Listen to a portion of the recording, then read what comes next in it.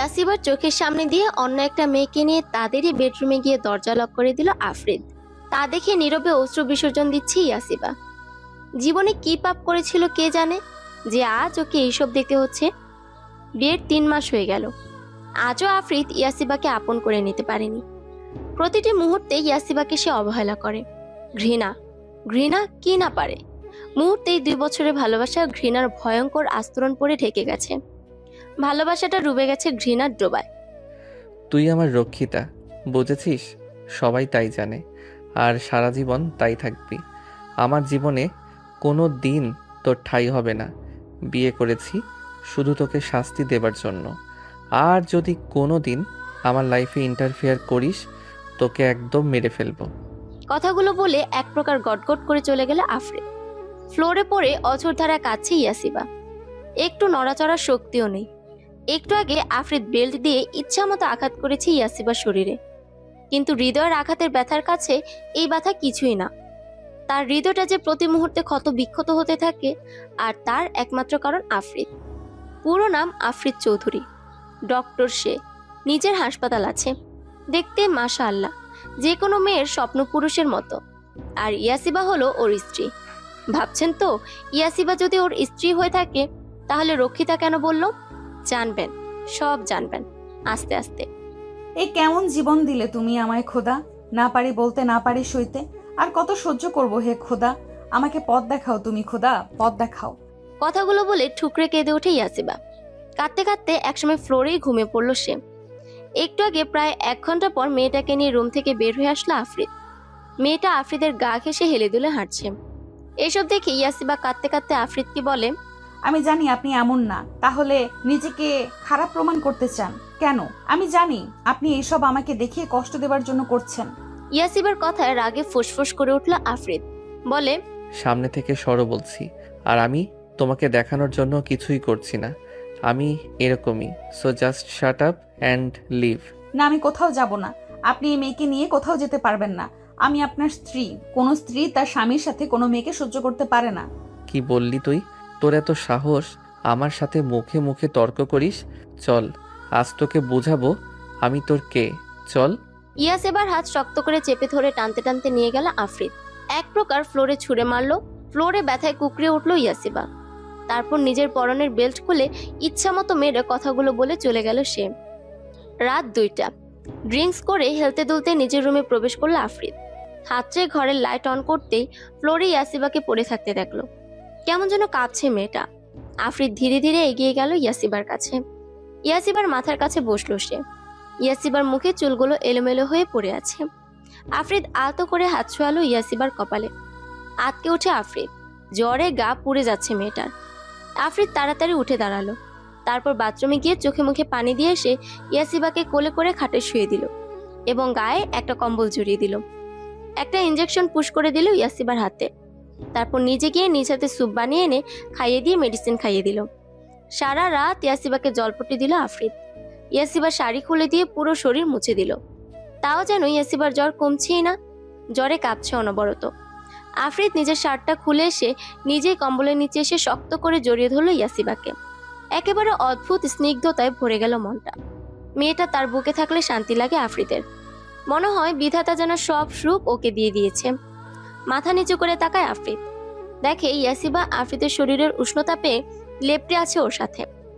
আর একটু শক্ত করে জড়িয়ে ধরল ইয়াসিবাকে নিজের সাথে। কেন ইয়াসিবা, কেন আমার ভালোবাসাকে এইভাবে কেন অপমান করেছিলে সেদিন? কেন? কম তো ভালোবাসা দেইনি আমি তাহলে? না পারি তোমাকে মেনে নিতে, না পারি ছুঁড়ে ফেলে দিতে। যতবার তোমার কাছে যাই আমার সেই দিনের কথাগুলো মনে পড়ে বড্ড কষ্ট হয় জানো। এই বুকটাই, এই যে তোমাকে এইভাবে দেখে আমার কেমন লাগছে বলে বোঝাতে পারবো না।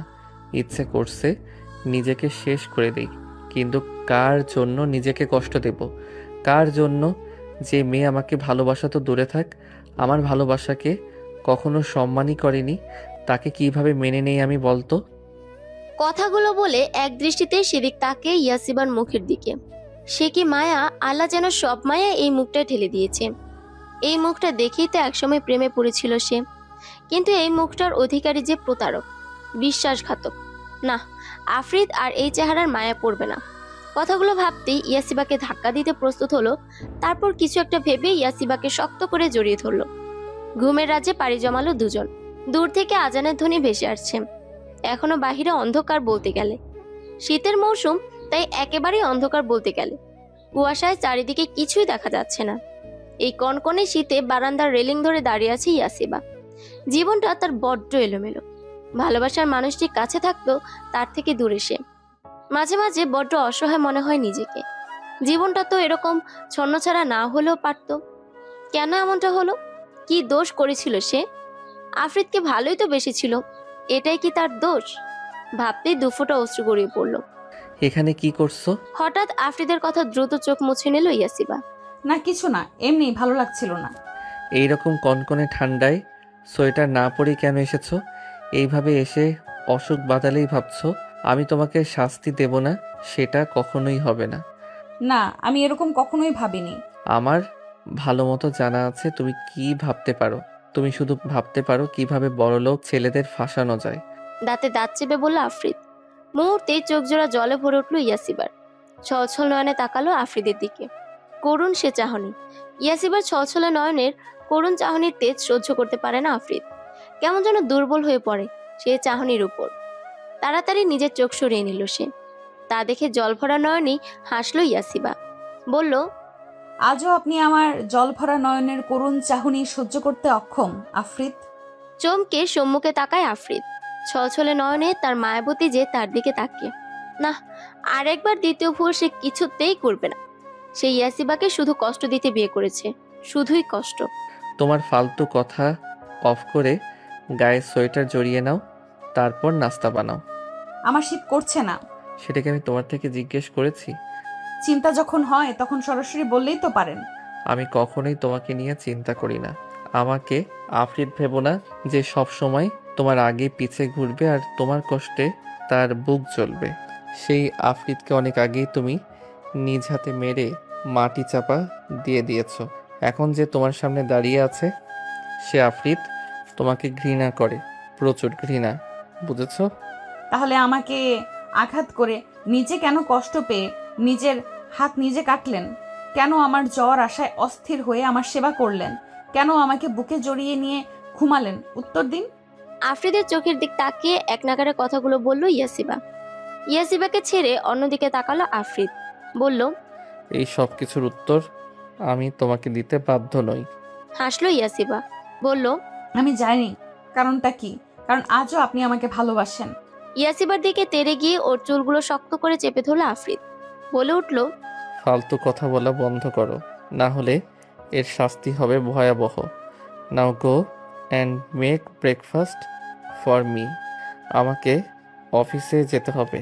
তোমার এসব থার্ড ক্লাস মার্কা কথা শোনার টাইম আমার নেই। বলেই গটগট পায়ে চলে গেল আফ্রিদ। দুর্বল চোখে সেদিকে তাকিয়ে রইল ইয়াসিবা। আফ্রিদ কি কখনোই তার ভালোবাসাটা বুঝবে না, শুধু ঘৃণা করে যাবে? বুক চিরে দীর্ঘশ্বাস বেরিয়ে এলো ইয়াসিবার। ছোট ছোট পা ফেলে চলল সে ব্রেকফাস্ট বানাতে। রান্নাঘরে রান্না করছে ইয়াসিবা। রান্না করছে সে ঠিকই, কিন্তু মন আর এখানে নেই। তরকারি নাড়াচাড়া করতে গিয়ে একসময় হাতে ছ্যাঁকা লেগে যায়। ব্যথায় কুকড়ে ওঠে ইয়াসিবা। জলদি গিয়ে ট্যাবের নিচে হাত রাখে। জ্বলছে জায়গাটা প্রচুর, কিন্তু এইসব ব্যথা ইয়াসিবার কাছে তুচ্ছ মনে হয়। সেদিকে ভ্রুক্ষেপ না করে ইয়াসিবা সব রান্না শেষ করে টেবিল সাজিয়ে রাখে। কাজের মাঝে আফ্রিদকে নিচে নামতে দেখে ইয়াসিবা। আকাশি রঙের শার্ট আর সাদা ডেনিম প্যান্টে যেন রাজপুত্রের মতো লাগছে তাকে। সিল্কি চুলগুলো কপালে লেপ্টে আছে। মাত্রই শাওয়ার নিয়েছে, তাই স্নিগ্ধ দেখাচ্ছে। বেশিক্ষণ তাকিয়ে থাকলো না ইয়াসিবা, দ্রুত চোখ সরিয়ে নিল। আফ্রিদ এসে চেয়ার টেনে বসে পড়ল। ইয়াসিবা তাকে খাবার বেড়ে দিল। আফ্রিদ একবার খাবারের প্লেটের দিকে তাকিয়ে আবার ইয়াসিবার দিকে তাকালো। তার বলতে ইচ্ছে করছে, ইয়াসিবা আমার পাশে বসে খাও। কিন্তু চেয়েও বলতে পারছে না সে। কিছুক্ষণ স্থির হয়ে বসে থেকে খাবার খাওয়া শুরু করলো, কিন্তু খাবার গলা দিয়ে নামছে না। ভালোবাসার মানুষটি যদি সামনে না খেয়ে দাঁড়িয়ে থাকে, এই বা খেতে পারে? অল্প খেয়েই উঠে পড়ে আফ্রিদ। বেসিনে গিয়ে হাত ধুয়ে দ্রুত প্রস্থান করলো, কারণ সে দেখেছে ইয়াসিবার চোখে জল। আর এই একটা জিনিসই তাকে বারবার দুর্বল করে ফেলে। আফ্রিদের যাওয়ার পথে করুণ চোখে তাকিয়ে রইল ইয়াসিবা। তার খুব ইচ্ছে ছিল আফ্রিদের জন্য সে রান্না করবে, সে আফ্রিদকে খাবার বেড়ে খাওয়াবে, আফ্রিদ তাকে খেতে না দেখে জোর করে খাইয়ে দিবে, কাজে যাবার আগে তার কপালে ঠোঁট ছুঁয়ে দিবে। কিন্তু তার ভাগ্যে যে স্বামীর ভালোবাসা নেই, ভালোবাসা যে ছিল না এমনটা না, শুধু কিছু ভুল বোঝাবুঝির কারণে ভালোবাসাটা ঘৃণার মোড়াকে মুড়িয়ে গিয়েছে। ইয়াসিবা আফ্রিদের ফেলে যাওয়া খাবারটুকুই খেতে লাগলো। শুনেছে স্বামীর এঁটো খেলে নাকি ভালোবাসা বাড়ে, যদিও এইসব গুজব মনে করে অনেকে, তবুও স্বামীর এঁটো খেতে ক্ষতি কি? ভালোবাসে তো সে মানুষটাকে। ওয়ালেটটা ভুলে বাড়িতে রেখে যাওয়ায় আবারও ঘরে ফিরে আসে আফ্রিদ, কিন্তু বাড়ির গেটের কাছে আসতে থমকে দাঁড়ায় সে। ইয়াসিবা তার এঁটো খাচ্ছে, কিন্তু এগুলো সে কেন করছে? ইয়াসিবা তো আফ্রিদকে ভালোবাসে না, তবে এইসব কি ভেবে কুল পায় না আফ্রিদ। আর যদি ভালোবেসেই থাকে তাহলে নিজের মুখে কেন স্বীকার করে না সে? কেন স্বীকার করে না যে ওইসব সব মিথ্যে ছিল? শতবার সে জিজ্ঞেস করেছে কি কারণে সে ওই দিন এরকম করেছিল, কিন্তু আজও সে বলতে নারাজ। তাই তো ইয়াসিবা যদি সত্যি ভালোবেসে থাকে, তাই জন্যই বিভিন্ন মেয়েদেরকে টাকা দিয়ে বাড়িতে আনে, তবে রুমে গিয়ে সে রুমে অ্যাটাচ মিনি ছাদে চলে যায় আর মেয়েটাকে বলে দেয় যেন কাছে না আসে। আর যখন ইয়াসিবা এসব দেখে কাঁদে, তখন মন চায় প্রিয়তমাকে বুকে টেনে নিতে, কিন্তু পারে না, সে কিছুতেই পারে না। অতীতের কথাগুলো যে তাকে বড্ড পুরায়। ইয়াসিবার দিকে গভীর দৃষ্টিতে তাকিয়ে থেকে নিস্তব্ধে উপরে চলে যায় আফ্রিদ। ওয়ালেটটা নিয়ে এক পলক ইয়াসিবার দিকে তাকিয়ে বাড়ি থেকে বের হয়ে যায়। হাসপাতালে এসে রোগী দেখা শুরু করে আফ্রিদ। ভালো ডাক্তার হওয়াতে প্রচুর রোগী হয় প্রতিদিন। আফ্রিদ যখন কাজে ব্যস্ত, তখন হঠাৎ করেই কেবিনে ঢুকে পড়ে একটি মেয়ে। সে সেই পাশ থেকে আফ্রিদকে জড়িয়ে ধরে। এদিকে হতভম্ব হয়ে আছে আফ্রিদ। ঝড়ের গতিতে কি হয়ে গেল বুঝে উঠল আফ্রিদ। ব্যাপারটা বুঝতে পেরে এক ঝটকায় মেয়েটাকে সরিয়ে দেয় আফ্রিদ। তারপর রেগে বলে, এসব কি আয়েশা, তোমার বিহেভ এমন কেন? কতদিন বলেছি আমার ডিউটির সময় আমার কাছে আসবে না, ইনফ্যাক্ট আমার ধারে কাছেও তোমায় আসতে বারণ করে দিয়েছি। আফ্রিদ পাশে তাকাতেই দেখে পেশেন্টগুলো তাদের দিকে কেমন করে যেন তাকিয়ে আছে। তা দেখে আফ্রিদ আয়েশাকে আবারও দাঁতে দাঁত চেপে বলে, লিভ নাও, আমার কাজ আছে, এখন যাও। আফ্রিদের রাগী ধমক খেয়ে আয়েশা কাঁদো কাঁদো হয়ে কিছু বলবে, কিন্তু আফ্রিদের রাগী চোখ আর রক্তিম চেহারা দেখে ভয়ে এক ঢোক গিলে জলদি জায়গা ত্যাগ করলো। আয়েশা যেতেই আফ্রিদ আবারও নিজের কাজে মনোযোগ দিল। এই মেয়েটাকে আফ্রিদের কাছে অসহ্য লাগে। যখন তখন হুটহাট আফ্রিদকে জড়িয়ে ধরে, যা আফ্রিদের চরম বিরক্ত লাগে। মাঝে মাঝে তার মন চায় ঠাটিয়ে দুটো চড় মারতে, কিন্তু আফ্রিদের মা মিসেস কায়া চৌধুরীর জন্য পারে না, কারণ আয়েশা যে তার আদরের বোনের মেয়ে। আফ্রিদের কেবিন থেকে বের হয়েই আয়েশা মিসেস কায়া চৌধুরীকে কল দিল। হ্যালো খালামণি।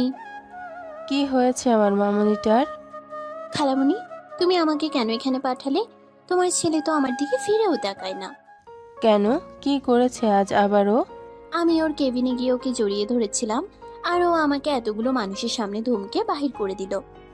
চেষ্টা করতে থাক মামনি, এক সময় ঠিক পারবি। আর কত? গত 3 বছর ধরে চেষ্টা করছি। ইভেন 3 বছর বাদ দাও, আমি সেই ছোট থেকে ওকে ভালোবাসি, কিন্তু ও আমার দিকে ফিরেও তাকায় না। কি যে করব এই ছেলেটাকে নিয়ে। এই ইয়াসিবার ভূত কবে যে মাথা থেকে নামবে আল্লাহ জানে। আমার ছেলেটাকেও আমার থেকে দূরে নিয়ে গিয়েছে। তুমি চিন্তা করো না, I will try my best. আচ্ছা, আর দেখি আমি কিছু করতে পারি কি না। আচ্ছা, রাখছি। বাগানে দাঁড়িয়ে দাঁড়িয়ে গাছে পানি দিচ্ছে ইয়াসিবা। পাশে একটা গাছ মারা গেছে, তার জন্য ভীষণ মন খারাপ তার। এই ফুল গাছটার নাম কি তা জানে না ইয়াসিবা, তবে আফ্রিদকে যবে থেকে ভালোবাসে তখন থেকে এই গাছটা তার সাথে ছিল। আফ্রিদ থেকে দূরে যাওয়ার পরেও অনেক যত্ন করে রেখেছে, কতবার শুকিয়ে যেতে চাইছিল, কিন্তু ইয়াসিবা সযত্নে আগলে রেখেছে। কিন্তু আজ 2 দিন ধরে এত চেষ্টা করার পরেও গাছটা মারা গেল। ভীষণ রকমের কান্না পাচ্ছে। ইয়াসিবা এই গাছটাকে তার আর আফ্রিদের ভালোবাসার প্রতীক ভাবত। যতক্ষণ গাছটা ছিল সে মনে করতো তাদের ভালোবাসা আছে, কিন্তু গাছটা শুকিয়ে গেছে, তবে কি তাদের ভালোবাসাটাও এই গাছের মতো শুকিয়ে গেল? গাছটার গায়ে আলতো স্পর্শ করে ইয়াসিবা বলল, আমার ভালোবাসা কি এতই দুর্বল যে এক নিমেষেই শেষ হয়ে যাবে? আমি তো মন প্রাণ উজাড় করে ভালোবেসেছি, তবে কেন আমার সাথে এমনটা হলো? আমি এতিম বলে? এতিমদের কি ভালোবাসা পাবার অধিকার নেই? চোখ দিয়ে পানি গড়িয়ে পড়ল ইয়াসিবার। চোখের পানিটুকু মুছে চলে আসতে নিবে, কিন্তু তার চোখ আটকে যায় সেই শুকিয়ে যাওয়া গাছটার দিকে। সেই গাছটার গোড়ার দিক থেকে ছোট্ট একটা চারা গাছ উঠেছে, এটা দেখে ইয়াসিবার ঠোঁটের কোণে মিষ্টি একটা হাসি উকি দিল। তার ভালোবাসা কখনো শেষ হতে পারে না। পুরনো ভালোবাসার অতীতগুলো শুকিয়ে গেলে কি হবে? ইয়াসিবা ঠিক এই নতুন চারা গাছটার মতো নতুন ভালোবাসাময় স্মৃতি তৈরি করবে। খুশি খুশি মনে ইয়াসিবা বাড়ির ভেতরে গিয়ে আফ্রিদের পছন্দের খাবার, ভুনা খিচুড়ি আর গরুর মাংসের ভুনা রান্না করলো, সাথে শুটকি ভর্তা। ইয়াসিবা যখন প্রথমবার আফ্রিদের জন্য এসব রান্না করে নিয়ে গিয়েছিল, তখন আফ্রিদ সে কি তৃপ্তি সহকারে খেয়েছিল। ইয়াসিবার হাতে সেদিন অসংখ্য চুমু খেয়েছিল। পুরোনো দিনের কথাগুলো মনে পড়লেই মনটা আনন্দে ভরে যায়। 7-5 ভাবতে ভাবতে ইয়াসিবার সব রান্না শেষ করে ফেলে। একটু কষ্ট হয়েছে, কারণ সকালে তার হাতটা পুড়ে গিয়েছিল। সেখানে এখন রান্না করতে গিয়ে আগুনের আঁচ লাগায় আবারও জ্বলছে। ঠান্ডা পানিতে হাতটা একটু ভিজিয়ে নিল ইয়াসিবা। এতে যেন একটু শান্তি পেল। তারপর এক এক করে সকল খাবার সাজিয়ে রাখলো টেবিলে। ঘড়ির দিকে তাকালো ইয়াসিবা। সেখানে 9টা বাজে। এতক্ষণে তো আফ্রিদের চলে আসার কথা। ইয়াসিবা বসে বসে অপেক্ষা করতে লাগলো। অনেকক্ষণ বসে থাকলো ইয়াসিবা। 10টা, 11টা, 12টা বেজে গিয়েছে। আফ্রিদের আসার খবর নেই। চোখ ভিজে উঠলো ইয়াসিবার। টেবিলে মাথা ঠেকিয়ে কাঁদতে লাগলো। আফ্রিদের দেরি হতেই পারে, তবে কি সে একটা ফোন দিতে পারতো ওর কাছে? এতটাই ঘৃণা ওর জন্য। প্রচন্ড কষ্ট বুকে নিয়ে কাঁদতে কাঁদতে ঘুমিয়ে পড়ে ইয়াসিবা। রাত 12টা বেজে 30 মিনিটে হাসপাতাল থেকে বের হয় আফ্রিদ। আজ পেশেন্ট একটু বেশিই ছিল, এই জন্য দেরি হয়ে গিয়েছে। বাড়িতে পৌঁছাতে 15 মিনিট লাগলো আফ্রিদের। আফ্রিদের কাছে সবসময় এক্সট্রা চাবি থাকে বাড়ির, তাই কোনো ঝামেলা ছাড়াই নিঃশব্দে বাড়িতে প্রবেশ করলো। কিন্তু বাড়িতে ঢুকে ওর নজর সবার আগে ডাইনিং টেবিলে পড়ে। সেখানে ইয়াসিবা ঘুমিয়ে আছে। ঘড়ির দিকে তাকালে দেখে 12টা বেজে 50 মিনিট বাজে।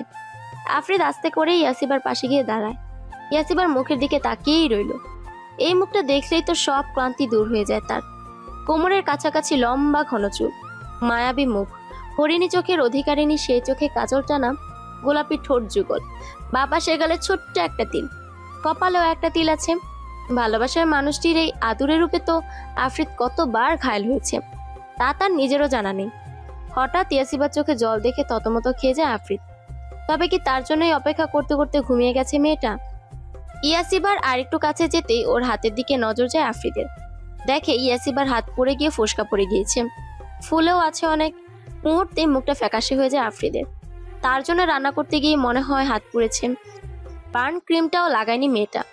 ইনফেকশন হয়ে গেলে তখন কি করতো? এতটা কেয়ারলেস কেন মেয়েটা? আর কেনই বা এত কিছু করছে সে? কেন এত ভালোবাসা দেখাচ্ছে ভেবে পায় না আফ্রিদ। ইয়াসিবার দিকে মায়া ভরা দৃষ্টিতে তাকায় আফ্রিদ। তারপর আস্তে করে ইয়াসিবাকে কোলে তুলে নেয়। আর এদিকে ইয়াসিবার ঘুম অনেক হালকা, যার কারণে সে জেগে যায়। হালকা চোখ মেলে, সে দেখে আফ্রিদ তাকে কোলে নিয়ে হাঁটছে। ইচ্ছে করে চোখ দুটো বন্ধ করে নেয় ইয়াসিবা।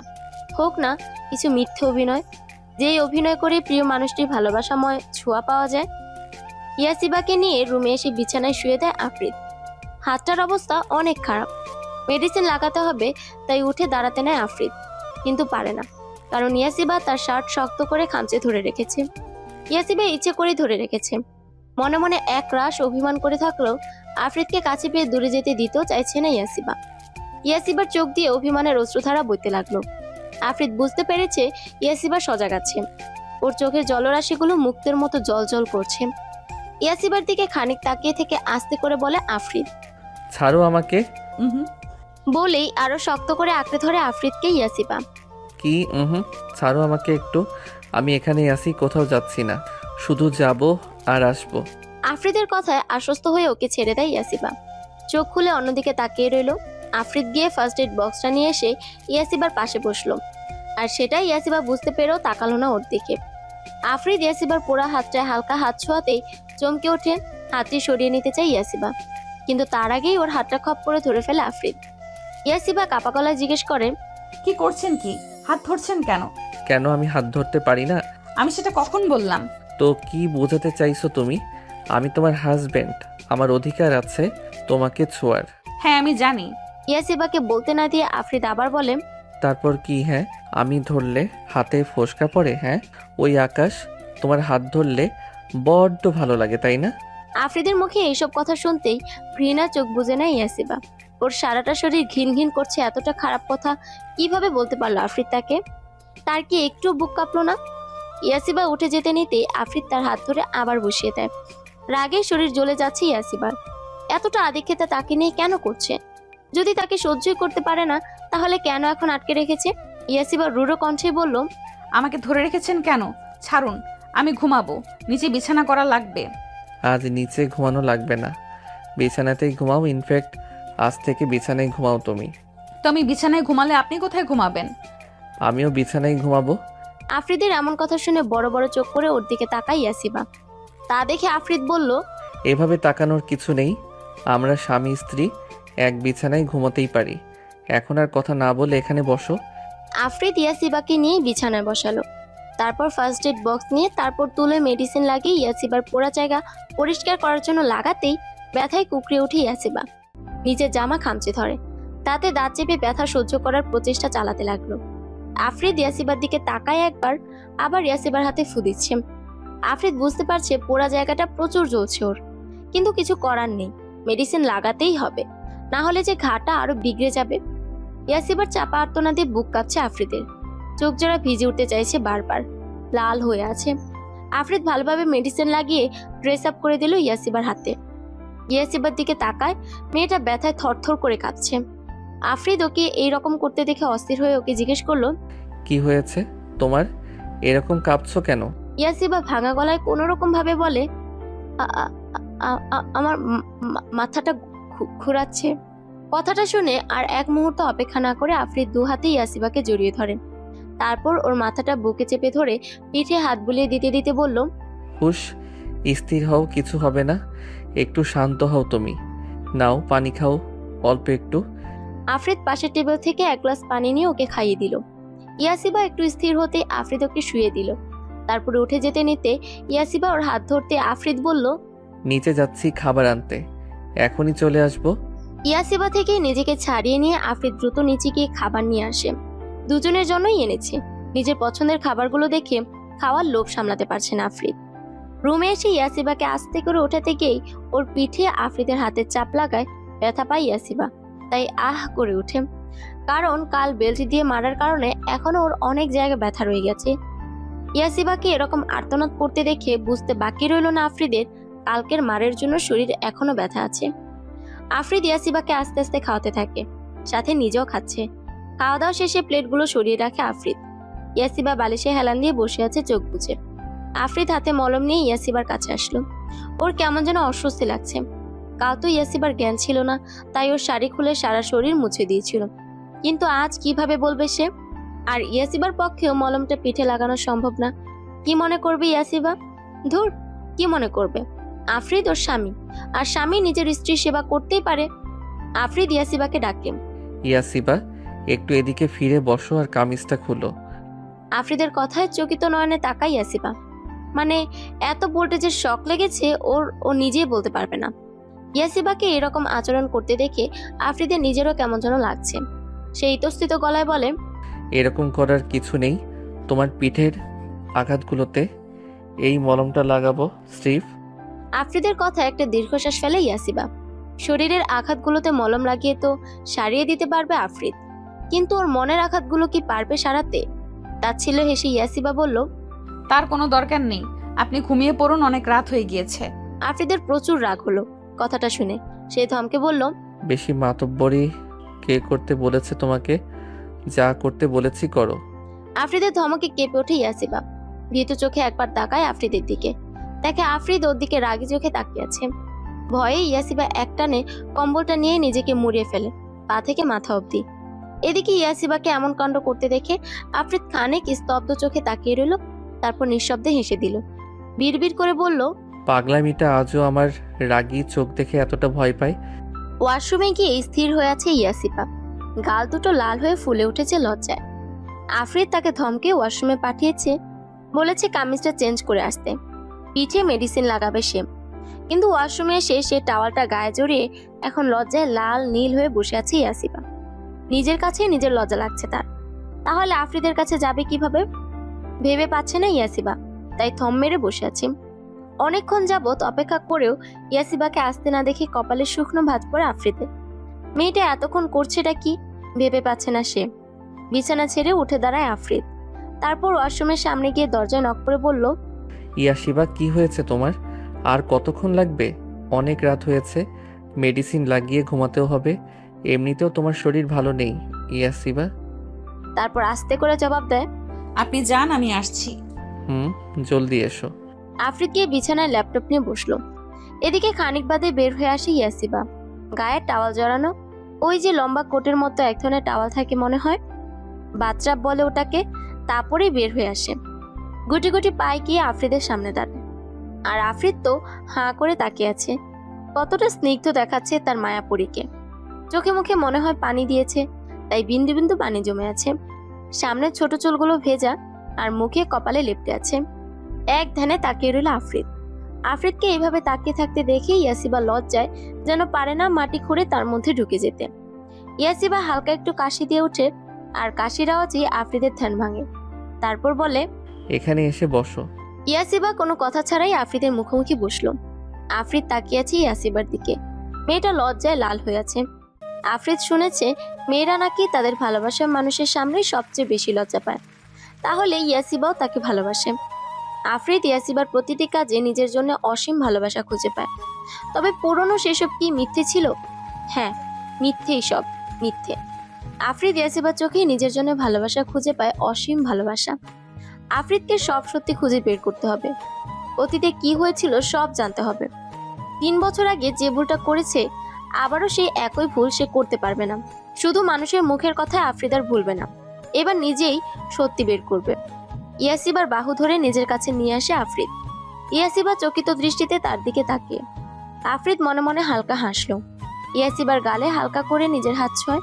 কেঁপে ওঠে ইয়াসিবা। ওর হাত দুটো আফ্রিদের কাঁধে থাকায় আফ্রিদের কাঁধ খামচে ধরে।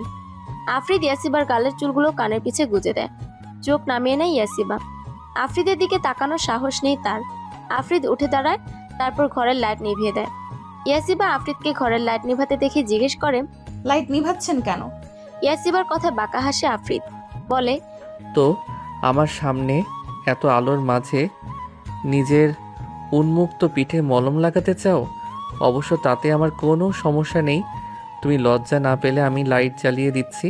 ইয়াসিবা দ্রুত জবাব দেয়। না না, ঠিক আছে, লাইট জ্বালানোর দরকার নেই। আফ্রিদ হালকা হেসে ইয়াসিবার পাশে এসে বসলো। ঘর ততটাও অন্ধকার না, ব্যালকনি দিয়ে বাগানের লাইট জ্বালানো সেই আলো আসছে, প্রায় স্পষ্টই সব দেখা যাচ্ছে। আফ্রিদ ইয়াসিবা ঘুরিয়ে বসিয়ে দেয়। এখন ইয়াসিবার পিঠ আফ্রিদের বুক বরাবর। আফ্রিদ পিছন থেকে ইয়াসিবার কোমর পাশ দিয়ে হাত নিয়ে ওর পেটের কাছে ফিতাটা খুলে দেয়। ইয়াসিবা চোখ খিচে বন্ধ করে আছে। ফিতাটা খোলার পর ওর কাঁধ থেকে আস্তে আস্তে বাচ্চাপটা নামিয়ে দেয় আফ্রিদ। ইয়াসিবা জোরে জোরে নিঃশ্বাস নিচ্ছে। ইয়াসিবার উন্মুক্ত পিঠ আফ্রিদ পুরো স্পষ্টই দেখতে পাচ্ছে বাগানের লাইটের আলোতে। ইয়াসিবার চুলগুলো ঘাট থেকে সরিয়ে দেয়। ইয়াসিবা কেঁপে উঠে বিছানার চাদর খামচে ধরে। এক অদ্ভুত ভালো লাগায় ছেয়ে যাচ্ছে ইয়াসিবার হৃদয়। আফ্রিদ ঘোর লাগা দৃষ্টিতে তাকিয়ে আছে ইয়াসিবার পিঠে। কালো তিলটা আফ্রিদকে প্রচুর টানছে। মন চাচ্ছে একটু ছুঁয়ে দিতে, কিন্তু আবারও পিঠে মারের দাগগুলো দেখে বুকটা কষ্টে ছেয়ে যাচ্ছে। ইস, তার জন্য এসব হয়েছে। আফ্রিদ নিজের মনকে আর বাধা দিল না। ভালোবাসে তো সেই মেয়েটাকে, আর ইয়াসিবাও তাকে ভালোবাসে, তা সে খুব ভালোভাবেই জানে এখন। আফ্রিদ ইয়াসিবার পিঠে নিজের ঠোঁটের উষ্ণ স্পর্শ দিতে থাকলো, ছোট ছোট করে। এদিকে ইয়াসিবার জান যায় যায় অবস্থা। আফ্রিদ কি করছে? অসহ্য সুখে সে তো মরেই যাবে। আচ্ছা, আফ্রিদ কি মন থেকে তার কাছে আসছে, নাকি ঘোরের মাঝে এসব করছে? কথাটা ভাবতে নিজের বাচ্চাটা নিজের শরীরে জড়িয়ে আফ্রিদের দিকে ঘুরে বসে ইয়াসিবা। এদিকে ইয়াসিবাকে এমন করতে দেখে আফ্রিদ নিশ্চুপ দৃষ্টিতে তাকিয়ে আছে। ইয়াসিবা কাপা গলায় বলল, আপনি আসলে কি? আফ্রিদ বুঝতে পারছে ইয়াসিবা কি বলতে চাইছে। ইয়াসিবা তার এহেন বিহেভে একটু শক খেয়েছে। আফ্রিদ নেশা ধরা গলায় বলল, আমি জানি তুমি কি ভাবছো। আমি কোনো ফর্মালিটিস পছন্দ করি না। আমি তোমার স্বামী, আর তোমাকে নিজের মতো করে ভালোবাসার অধিকারও আমার আছে। তুমি কি আমায় সেই অধিকার দিবে না? আফ্রিদের কথাই ইয়াসিবার চোখে পানি চলে আসলো। তবে কি আফ্রিদ তাকে ক্ষমা করে দিয়েছে? তাকে বিশ্বাস করেছে যে আগের কোনো কিছুই ইয়াসিবা ইচ্ছে করে করেনি? ইয়াসিবা ধরা গলায় বলল, আপনি আমার স্বামী, আমাকে ভালোবাসা শাসন করার সব কিছুর অধিকারই আপনার আছে। তারপর আবার আফ্রিদের হাত দুটো ধরে বলে, আপনি শুধু আমাকে ভালোবাসুন আর বিশ্বাস করুন। আমি সত্যি বলছি, ওসব আমি ইচ্ছে করে কিছুই করিনি। আপনাকে আমি অনেক ভালোবাসি। আপনি ছেড়ে অন্য কারো কাছে যাওয়ার কল্পনাও করতে পারি না। ইয়াসিবা হু হু করে কেঁদে দিল। আফরিদ ইয়াসিবার চোখে পানি দেখে আফরিদ নিজেরও চোখে পানি চলে এসেছে। না, এই মেয়েটা কখনোই তাকে ঠকাতে পারে না। আফরিদ ইয়াসিবাকে হ্যাচকা টানে নিজের বুকে নিয়ে আসে। তারপর ইয়াসিবার মাথাটা নিজের বুকে চেপে ধরে বলে, হুশ, আর কেঁদো না। আমি আর তোমাকে কষ্ট দিব না। আমি তোমাকে বিশ্বাস করি ইয়াশিবা, আর অনেক ভালোবাসি। কিন্তু কি কারণে তুমি 3 বছর আগে সেসব করেছিলে বলো আমাকে ইয়াশিবা। ইয়াসিবা কাঁদতে কাঁদতেই বলে, আমি বলতে পারবো না আপনাকে, আমাকে মাফ করুন। এই কথাটা না হয় অজানাই থাক, এটা আমাকে বলবেন না প্লিজ। আফরিদ বুঝতে পারলো এর পিছনে অনেক বড় একটা কারণ আছে, যেটা ইয়াসিবা বলতে চাইছে না। আফরিদ আর জোর করলো না ইয়াসিবাকে। মেয়েটা এমনিতে অসুস্থ। আফরিদ ইয়াসিবার মাথায় হাত বুলিয়ে দিতে লাগলো। বলল, হুশ, আর কাঁদবে না। আজ থেকে তোমার চোখে আমি আর পানি আসতে দিব না। তোমাকে এতটা ভালোবাসা দিব যে তুমি আগের সব বিষাক্ত স্মৃতি ভুলে যাবে। ইয়াসিবাকে অনেক বুঝিয়ে শুনিয়ে স্থির করে ওর পিঠে মেডিসিন লাগিয়ে দিল। তারপর নিজে শুয়ে তারপর ইয়াসিবাকে বুকে টেনে নিয়ে ওর মাথায় হাত বুলিয়ে দিতে লাগলো। ইয়াসিবা আজ খুশিতে আত্মহারা। ওর কতদিনের মনের আশা পূরণ হলো, নিজের ভালোবাসার মানুষটি তার স্বামী হবে, আর তার বুকে মাথা দিয়ে সে নিশ্চিন্তে ঘুমাবে। আজ সে শান্তিতে ঘুমাবে। এই বুকটাই যে তার চিরশান্তির স্থান। ইয়াসিবা চোখ বুজে আফরিদকে আরো জোরে আঁকড়ে ধরল। আফরিদও ইয়াসিবার কপালে চুমু খেয়ে চোখ বুজে ঘুমানোর চেষ্টা করতে লাগলো। সেও ঘুমাবে। অনেকদিন পর আজ মনটা অনেক হালকা লাগছে তার। আজ সে সুখী, পৃথিবীর বুকে চিরসুখী। সকালের কারো মিষ্ট ডাকে ঘুমো ঘুমো চোখ দুটো মেলে তাকায় ইয়াসিবা। পরক্ষণে সামনের মানুষটিকে দেখি তার চেহারায় যেন একটা প্রাপ্তির হাসি ফুটে উঠল। আজ কতটা দিন পর সে আগের আফরিদকে দেখতে পাচ্ছে। ইয়াসিবাকে নিজের দিকে এইভাবে তাকিয়ে থাকতে দেখে আফরিদ কিঞ্চিত হাসল। তারপর আলতো হাতে ইয়াসিবার গাল স্পর্শ করলো। ইয়াসিবা আবেশে চোখ বুজে নিল। এই মানুষটার এই আলতো হাতে স্পর্শটাও যে ইয়াসিবাকে স্বর্গীয় সুখ প্রদান করে, তাকে সে জানে। আমার ঘুম কুমারী উঠবেন না।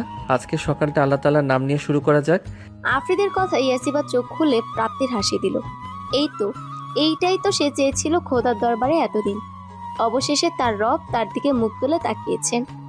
ইয়াসিবা ছোট বাচ্চাদের মতো আদুরে আদুরে মুখ বানিয়ে দুহাত উপরে তুলে বাচ্চাদের মতো ভঙ্গি করে আফরিদকে বুঝালো যে তাকে কোলে নিয়ে ফ্রেশ করে আনতে। আফরিদ ইয়াসিবার কাণ্ড দেখে হেসে দিল। তারপর ইয়াসিবাকে কোলে তুলে নিয়ে ওর নাকে নাক ঘষে দিয়ে বলল, এত বড় হয়ে গেলে এখনো সে আগের বাচ্চা ইয়াসিবাই আছো।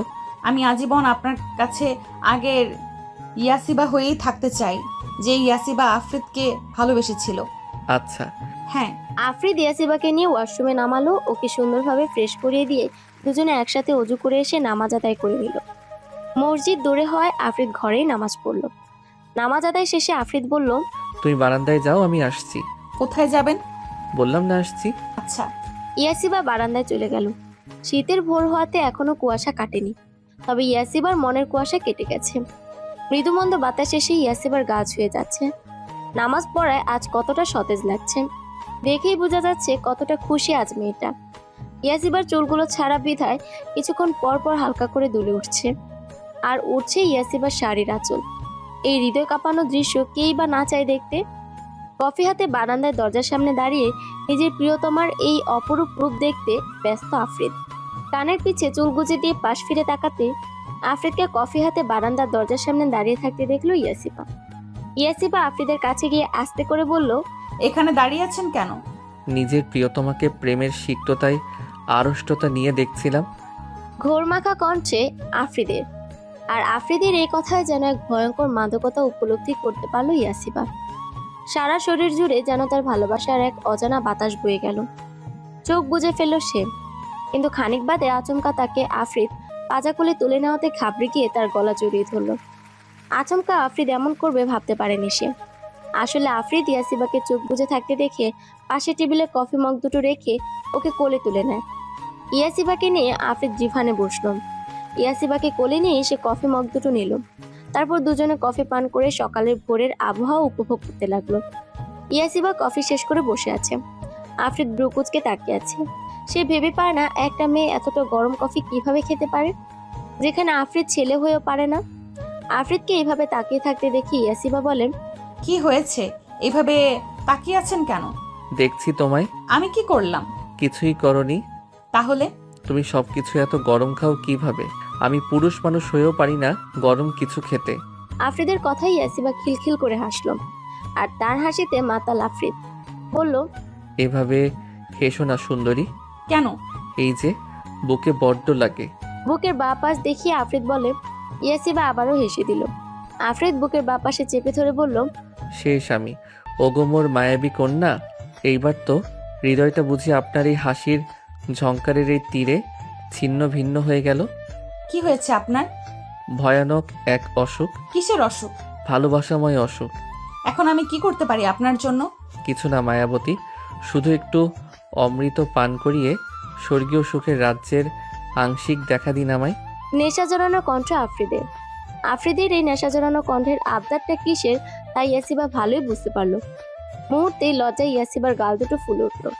ইয়াসিবা আফ্রিদের কোল ছেড়ে উঠে দাঁড়াতে নিলেই আফ্রিদ তার হাত চেপে ধরে করুণ গলায় বলল, রূপবতী চলে গেলে যে ব্যথাটা আরো বেড়ে যাবে। তোমার ওই অষ্টধয়ের আলতো ছোঁয়ায় আমার এই ব্যথিত হৃদয়টা ভালো করে দাও। ইয়াসিবা লজ্জায় জুবুথুবু হয়ে বসে রইল। লোকটা কি জানে না যে তার রূপবতীর যে অনেক লজ্জা? এত লজ্জা পেরিয়ে সে কিভাবে? ইস, আর ভাবতে পারছে না ইয়াসিবা। তবুও কাপা গলায় বলল, আপনার রূপবতীর ওষ্ঠদয়ের ছোঁয়া আপনি নিজেই নিয়ে নিন না। আপনার প্রিয়তমার যে বড্ড লজ্জা। এভাবে বললে যে আরো কিছু পাবার তৃষ্ণা বেড়ে যায়। ইয়াসিবা আফ্রিদের ঠোঁট চেপে ধরলো ওর কথায়। আফ্রিদ ইয়াসিবার হাতের তালুতে চুমু খেলো। কেঁপে উঠলো ইয়াসিবা। আফ্রিদ ইয়াসিবার কোমর জড়িয়ে ধরে টেনে নিজের বুকের মধ্যে খানিকটা নিয়ে আসলো। ইয়াসিবা নিজের দৃষ্টি এখনো নিচের দিকে আবদ্ধ করে রেখেছে। লাজুক লতা তাকাবে না? হুম, কেন তাকাও না? আমি যে তাকাতে পারবো না। আপনার এই মাতাল করা চাহনি যে আমার ভীরতা বড্ড এলোমেলো করে দেয়। প্রচন্ড মিইয়ে যাওয়া গলায় আস্তে করে বলল ইয়াসিবা। ভালোবাসি ইয়াসিবা। আফ্রিদের মুখে যতবার এই ভালোবাসি কথাটা শুনে ততবার ইয়াসিবা তার হৃদয়টায় একটা সুখের রাজ্যে দেখা পায়। ইয়াসিবা চোখ তুলে তাকাতেই আফ্রিদের তপ্ত ওষ্ঠদয়ের তীব্র ছোঁয়া নিজের ওষ্ঠজোড়ায় পেল। মুহূর্তেই আফ্রিদের আরো কাছে এসে এক হাতে ওর পিছনে চুলগুলো, অন্য হাতে ওর বুকের কাছে শার্ট খামচে ধরল। দীর্ঘ 3 বছর 7 মাস পর এই ভালোবাসাময় আবেগে মাখামাখি দুজন। গভীর একটা প্রেমাসিক্ত চুম্বন শেষ করে আফ্রিদ ইয়াসিবাকে ছেড়ে দেয়। ইয়াসিবা দ্রুত নিজের লজ্জারাঙ্গা মুখটা লুকোতে আশ্রয় নিল তার স্বামীর বুকের মাঝখানটায়। আফ্রিদ ইয়াসিবার চুলগুলো একপাশে সরিয়ে দিল। আফ্রিদের ঠান্ডা হাতের ছোঁয়ায় আরো মিয়ে গিয়ে মিশে গেল আফ্রিদের বুকে সে। আফ্রিদ ইয়াসিবার ঘাড়ও করে এক চুমু খেলো। ইয়াসিবা আলতো করে উফ করে শব্দ করে তুলল। জোরে জোরে শ্বাস নিতে নিতে ইয়াসিবা বলল, এইভাবে ছোবেন না গো, আমার যে মরণ হবে। ভালোবাসার উষ্ণ স্পর্শে যদি মরণ হয় তবে আমিও মরতে চাই। ইয়াসিবা তাকালো আফ্রিদের দিকে। আফ্রিদের চোখ দুটো যেন তাকে বলছে, একটু তোর অধর জোড়ার ছোঁয়া দে না আমায়, আমি যে বড্ড কাঙাল, তোর ভালোবাসার কাঙাল। ইয়াসিবা ঝুঁকে এলো আফ্রিদের মুখের সামনে। মৃদু এসে আফ্রিদ নিজের চোখ বুজে নিল। ইয়াসিবা ভালোবাসা দিয়ে তপ্ত এক চুমু খেলো আফ্রিদের কপালে। তারপর দু চোখে, তারপর দু গালে ঠোঁটের দিক তাকিয়ে থেমে গেল সে। ওকে থামতে দেখে আফ্রিদ চোখ বন্ধ অবস্থায় বলে ওঠে, এই ঠোঁটজোড়া কি কোনো ঘোর অন্যায় করেছে যে তারা এই সুন্দরীর অধরের একটুখানি ছোঁয়া পাচ্ছে না? ইয়াসিবা হাত দিয়ে আলতো স্পর্শ করলো আফ্রিদের ঠোঁটে। আফ্রিদের ঠোঁট ইয়াসিবার আঙুলে চুমু খেলো। প্রতিবার যতবার ইয়াসিবা হাত ছুঁয়েছে, অবশেষে ইয়াসিবা সময় নিয়ে গভীর এক চুমু খেলো আফ্রিদের ঠোঁটে। তারপর জাপড়ে ধরলো আফ্রিদকে। আফ্রিদও তাকে জড়িয়ে ধরলো। দুজন ভালোবাসার মানুষের জন্য এর চেয়ে আর সুখের সময় কী বা হতে পারে? আজ আফ্রিদ পরিপূর্ণ। হ্যাঁ, সে তার প্রেয়সীর ভালোবাসায় পরিপূর্ণ। আফ্রিদ হাসপাতালে যাবে তাই রেডি হয়ে নিচে নেমে আসলো। আজ সার্ভেন্টসরাই রান্না করেছে। খানিক বাদে ইয়াসিবাও নিচে নেমে আসলো। আফ্রিদ ইয়াসিবার দিকে তাকালো। মেয়েটা কালো একটা সেলোয়ার স্যুট পরেছে, সাথে ম্যাচিং ইয়াররিংস আর হালকা সাজ। এইতেই যেন মায়া রাজ্যের রাজকন্যা লাগছে তাকে। ইয়াসিবা আর চোখে একবার তাকালো আফ্রিদের দিকে। লোকটা তাকে দেখছে, এক ধ্যানে তাকিয়ে আছে। ইয়াসিবা এখনো চোখ তুলে তাকাতে পারছে না আফ্রিদের দিকে। সকালের কথা মনে পড়লে ওর লজ্জায় শরীরে লোম দাঁড়িয়ে যায়। আফ্রিদ এগিয়ে এসে হাত বাড়ালো ইয়াসিবার দিকে, তারপর বলল, মাই বিউটিফুল ওয়াইফি, ক্যান আই? ইয়াসিবা হেসে আফ্রিদের হাতে হাত রাখলো। আফ্রিদ তাকে চেয়ারে বসিয়ে নিজে বসলো। তারপর এক প্লেটে খাবার বেড়ে নিজে খেলো, সাথে ইয়াসিবাকেও খাইয়ে দিল। খাওয়া দাওয়া শেষে দুজন বেরিয়ে গেল। আফ্রিদ গেল তার হাসপাতালে আর ইয়াসিবা গেল তার ভার্সিটিতে। আফ্রিদের হাসপাতাল আর ইয়াসিবার ভার্সিটি পাশাপাশি, যেতে মাত্র 2 মিনিটের মতো লাগে। ইয়াসিবা ভার্সিটিতে পৌঁছাতেই কোথা থেকে যেন আবিয়া দৌড়ে এসে জাপড়ে ধরলো ওকে। এতে ইয়াসিবা 2 কদম পিছিয়ে গেল। আবিয়া লাফাচ্ছে রীতিমতো। দোস্ত দোস্ত, আজ কতদিন পর তুই এলি, আই এম সো হ্যাপি। ইয়াসিবা বহু কষ্টে আবিয়াকে ছাড়িয়ে বলল, কেন হ্যাপি? আমাকে কি জীবনেও দেখিস নাই? এরকম করে বলছিস কেন? ও তো এমনি ছাগল পাগল কোথাকার। পিছন থেকে ইবাদের কথায় হেসে ফেলল ইয়াসিবা। ইবাদ এবার ইয়াসিবাকে বলে, কেমন আছিস? আলহামদুলিল্লাহ, তুই? আমি ভালো থাকি আর কিভাবে, তুই 2 দিন ছিলি না, এই পাগলকে সামলাতে সামলাতে আমার বেহাল দশা। ইবাদের কথায় আবিয়া খেপে গেল। তেরে এসে বলে, কি বললি তুই? আমাকে দুবার পাগল বলেছিস। শয়তান ছেলে, আজ তোর চুল ছিঁড়ে ফেলবো। আর এক মুহূর্ত না থেমে আবিয়া ইবাদের চুল ধরে টানতে লাগলো। আর ইবাদও কম যায় না, সেও আবিয়ার চুল ধরে টানতে লাগলো। এদিকে বিস্ময়কর চোখে তাকিয়ে আছে ইয়াসিবা। সে জানে এই দুটো সারাদিন ঝগড়া করে, তাই বলে ভার্সিটির মাঝে এইভাবে চুল ধরে টানাটানি করবে ভেবে পায় না ইয়াসিবা। কে বলবে এই দুটো ভার্সিটির স্টুডেন্ট। ইয়াসিবা দ্রুত গিয়ে দুটোকে আলাদা করলো। এখন ইবাদ আর আবিয়া মাথা ধরে দাঁড়িয়ে আছে। ইও, আমার মাথা এমন ঘুরে কেন?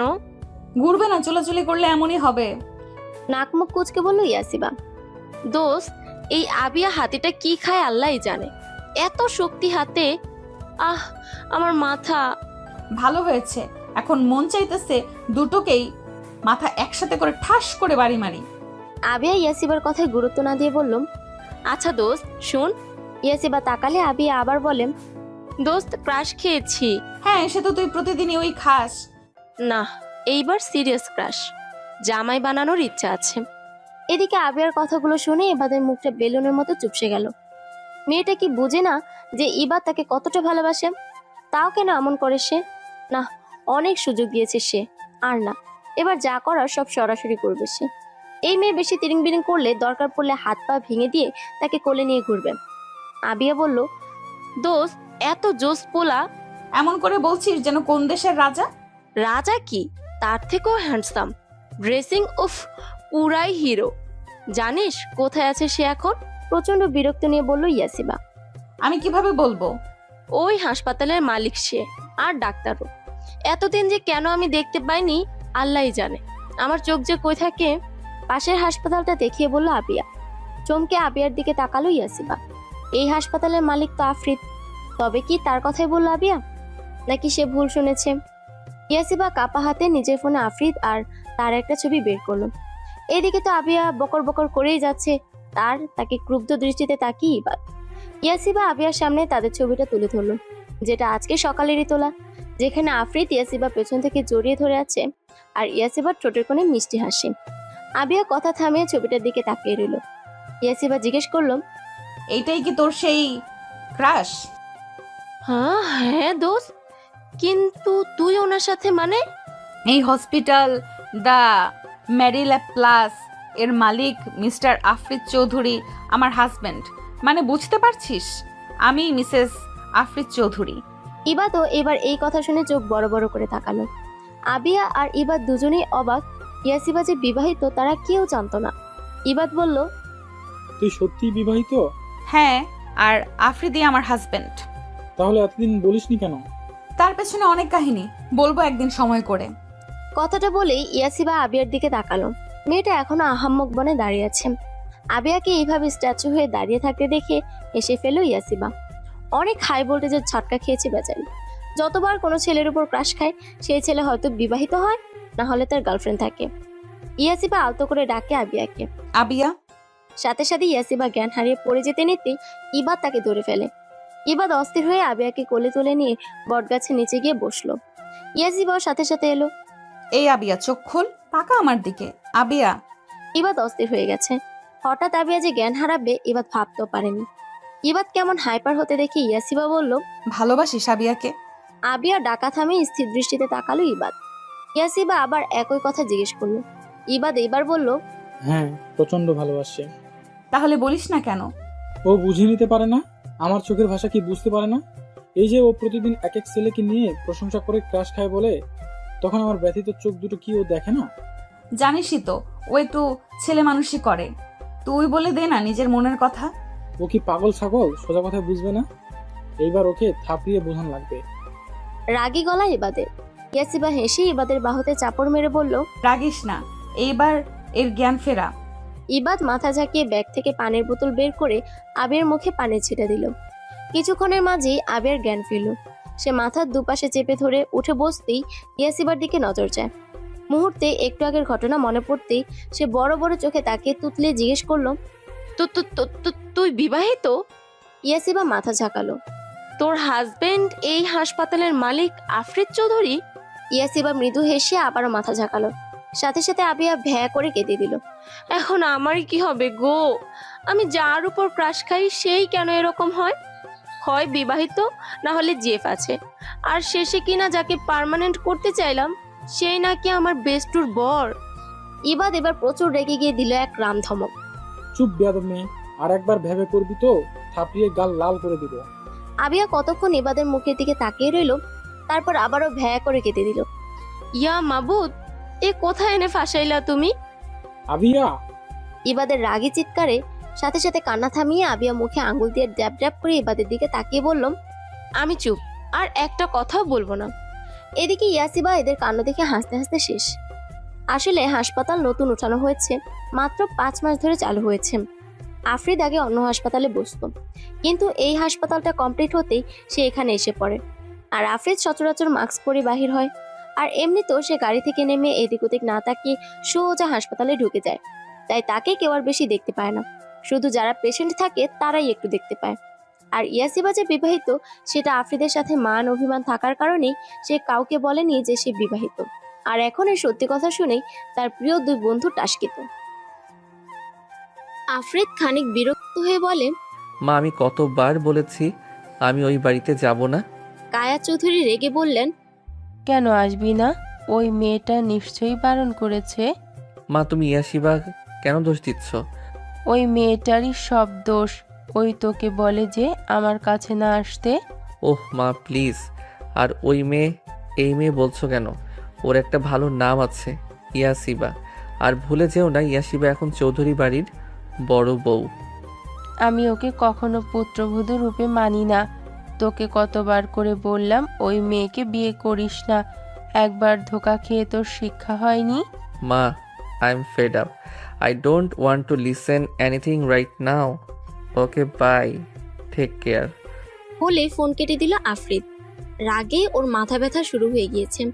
কেন যে মা বুঝে না ইয়াসিবাকে সে ভালোবাসে, আর ভালোবাসার মানুষটির নামে এইসব শুনে কেই বা ঠিক থাকতে পারে? আর যেখানে মূল কথা ইয়াসিবার কোনো দোষই নেই। না, আর এক মুহূর্ত এখানে না। ইয়াসিবাকে এখন ওকে দেখতে হবে। এই মেয়েটাকে এখন না দেখলে নির্ঘাত সে পাগল হয়ে যাবে। 7 পাঁচ না ভেবে আফরিদ বেরিয়ে গেল ভার্সিটির উদ্দেশ্যে, আর অল্প সময়েই পৌঁছে গেল। তোদের বিয়েটা হলো কিভাবে সেটা তো বলবি। এখন আর কিছু বলবো না ইবাদ, সময় হলে আমি নিজেই সব তোদের বুঝিয়ে বলবো। ইয়াসিবার কথায় এবার মাথা ঝাঁকালো। সে বুঝতে পারছে নিশ্চয়ই বড় কোনো কারণ আছে, না হলে ইয়াসিবা তাদের বলে দিত। দোস্ত! হঠাৎ আবিয়ার চিৎকার ইয়াসিবা আর ইবাদ দুজনে চমকে তার দিকে তাকালো। ইয়াসিবা বলল, কিচ্ছে চিল্লাচ্ছিস কেন? ইবাদ বিরক্তি নিয়ে বলল, এটাকে যে আমি কি করব? আরে আমার কথা শোন, পিছে তাকা। ইয়াসিবা আমার ক্রাশ আসছে গো, কি হ্যান্ডসাম! হায়! আবিয়ার কথা ইয়াসিবা পিছনে তাকালো, দেখে আফরিদ এই দিকেই আসছে। মুখে হাসি ফুটে উঠল। ইয়াসিবার বিয়ের পরে এই প্রথম আফরিদ তার সাথে ভার্সিটিতে দেখা করতে আসছে। পরক্ষণে চারপাশে তাকাতেই দেখে সব মেয়েরা আফরিদকে পারলে চোখ দিয়েই গিলে খাচ্ছে। ইয়াসিবার রাগ উঠে গেল। এই মেয়েগুলো এত লুচু কেন? মন তো চাচ্ছে এক একটা চুলগুলো টেনে ছিঁড়ে ফেলতে। ইয়াসিবা রাগে ফুসতে ফুসতে আফরিদের দিকে আগালো। ইয়াসিবাকে চলে যেতে দেখে আবিয়া বলে ওঠে, আরে ইউ, আমাকে নিয়ে চল, ক্রাশ জিজুর সাথে পরিচয় করিয়ে দিবি না? ইবাদ এইবার আর পারল না রাগ ধরে রাখতে। আবিয়া উঠে যেতে নিতেই ইবাদ তার হাত শক্ত করে চেপে ধরল। তা দেখে আবিয়া বলে, কি হয়েছে? হাত ধরেছিস কেন? ছাড়, আমি আমার ক্রাশ জিজুর কাছে যাব। তুই এখন আমার সাথে যাবি। আরে কিন্তু... আবিয়াকে আর কিছু বলতে না দিয়ে ওকে টানতে টানতে ভার্সিটির পিছনের দিকটা নিয়ে আসলো ইবাদ। এদিকে আবিয়া তাকে বকিয়ে যাচ্ছে। ইবাদ তার মুখে আঙ্গুল দিয়ে বলল, হুস! কেন আমি? আবিয়াকে থামিয়ে দিল। আবার ইবাদ বলল, তুই কি বুঝিস না আবিয়া? করুণ গলা ইবাদের। আজিব, কি বুঝবো আমি? মুখ থেকে ইবাদের হাত সরিয়ে বলল আবিয়া। তুই এমন কেন? আরে আমি এমন আবার কি? তুই শর্ত, আমি ক্রাশ জিজুর কাছে যাব, তাকে জিজ্ঞেস করব তার কোনো ছোট ভাই আছে কিনা, যদি থাকে তাহলে তার সাথে লাইন মারার ট্রাই করব। আবিয়ার কথা এবার জেগে আবিয়ার বাহু চেপে ধরে চিল্লিয়ে বলল, স্টপ আবিয়া, কেন বুঝিস না তুই? তোর মুখে অন্য কারোর নাম শুনলে আমার কষ্ট হয়। কেন তুই আমার চোখের ভাষা বুঝিস না? আমি যে প্রতিদিন কষ্ট সহ্য করে যাচ্ছি, কেন বুঝিস না যে আমি তোকে ভালোবাসি? আবিয়াকে ধাক্কা দিয়ে সরিয়ে দিল ইবাদ। জোরে জোরে নিঃশ্বাস নিতে লাগলো সে। প্রচন্ড রাগে তার সারা শরীর কাঁপছে। দু হাতে মাথা চেপে ধরল সে। হঠাৎ আবিয়া ঝড়ের গতিতে ইবাদকে জড়িয়ে ধরল, শক্ত করে, খুব শক্ত করে ধরল। ইবাদ অবাক, কি হলো এটা? আবিয়া ইবাদের বুকে আরেকটু মিশে গিয়ে কান্নারত গলায় বলল, এতদিন লাগলো এটা বলতে? আমি যে এই শব্দগুলো শোনার জন্য কতটা পাগল ছিলাম তুই জানিস না। প্রচন্ড রকম শক পেয়েছি ইবাদ। সে তবদা খেয়ে দাঁড়িয়ে আছে। আবিয়া নিজেই ইবাদের হাত দুটো নিয়ে নিজের কোমরে রাখ, তারপর বলে, কি আমাকে জড়িয়ে ধরবি না? ইবাদ তাকালো আবিয়ার দিকে। মেয়েটা কত সুন্দর করে মিশে আছে ওর বুকে। ইবাদ ব্যাপারটা বুঝতে পেরে ওর মুখে বিশ্বজয়ের হাসি ফুটে উঠল। তার মানে আবিয়াও তাকে ভালোবাসে। ইবাদ আবিয়াকে আগলে নিল নিজের বাহুতে। কেন বলিসনি আমাকে? কেন এই ভালোবাসার দহনে আমাকে পুরালি? ইবাদের কথা আবিয়া অভিমান করে বলল, মেয়েরা কি আগে বলে? মেয়েদের লজ্জা করে না ভালোবাসার কথা বলতে? তুই আগে বললি না কেন? আমি যে তোকে ভালোবাসি সেটা তুই বললেই তো আমি বলে দিতাম। এতদিন তোকে জ্বালানোর জন্যই তো প্রতিদিন ছেলেদের নিয়ে প্রশংসা করতাম, যাতে তুই জেলাস হয়ে নিজের মনের কথা বলে দিস। কিন্তু তুই একটা হারামি, তুই কোনো প্রতিক্রিয়াই দেখাতি না। ওরে চালাক রে, তাহলে এই ছিল তোর মনে? হ্যাঁ, এইগুলো না করলে তুই যে আতের কোথাকার, না হলে জীবনেও নিজের মনের কথা বলতি না। হয়েছে, আর অপমান করিস না, এইবার বলে দে না। আবিয়া হেসে বলল, আমি তোকে ভালোবাসি ইবাদ। আবিয়ার কথা ইবাদ ভ্রু কুঁচকে তাকালে আবিয়া বলে, কি? তুই বলে আর ডাকবি না, এখন থেকে তুমি, ঠিক আছে? আচ্ছা। পাগলি একটা। ইবাদ আবিয়া একে অপরকে আরো নিবিড় ভাবে জড়িয়ে ধরল। ইয়াসিবা বিড়বিড় করে আশেপাশের মেয়েগুলোকে বকতে বকতে আফ্রিদের কাছে এসে দাঁড়াতেই আফ্রিদের চিন্তিত মুখ ওর নজরে পড়ল। ইয়াসিবা অবাক হলো, কি হয়েছে তার? আফ্রিদের তাকে এত চিন্তিত লাগছে কেন বুঝতে পারছে না সে।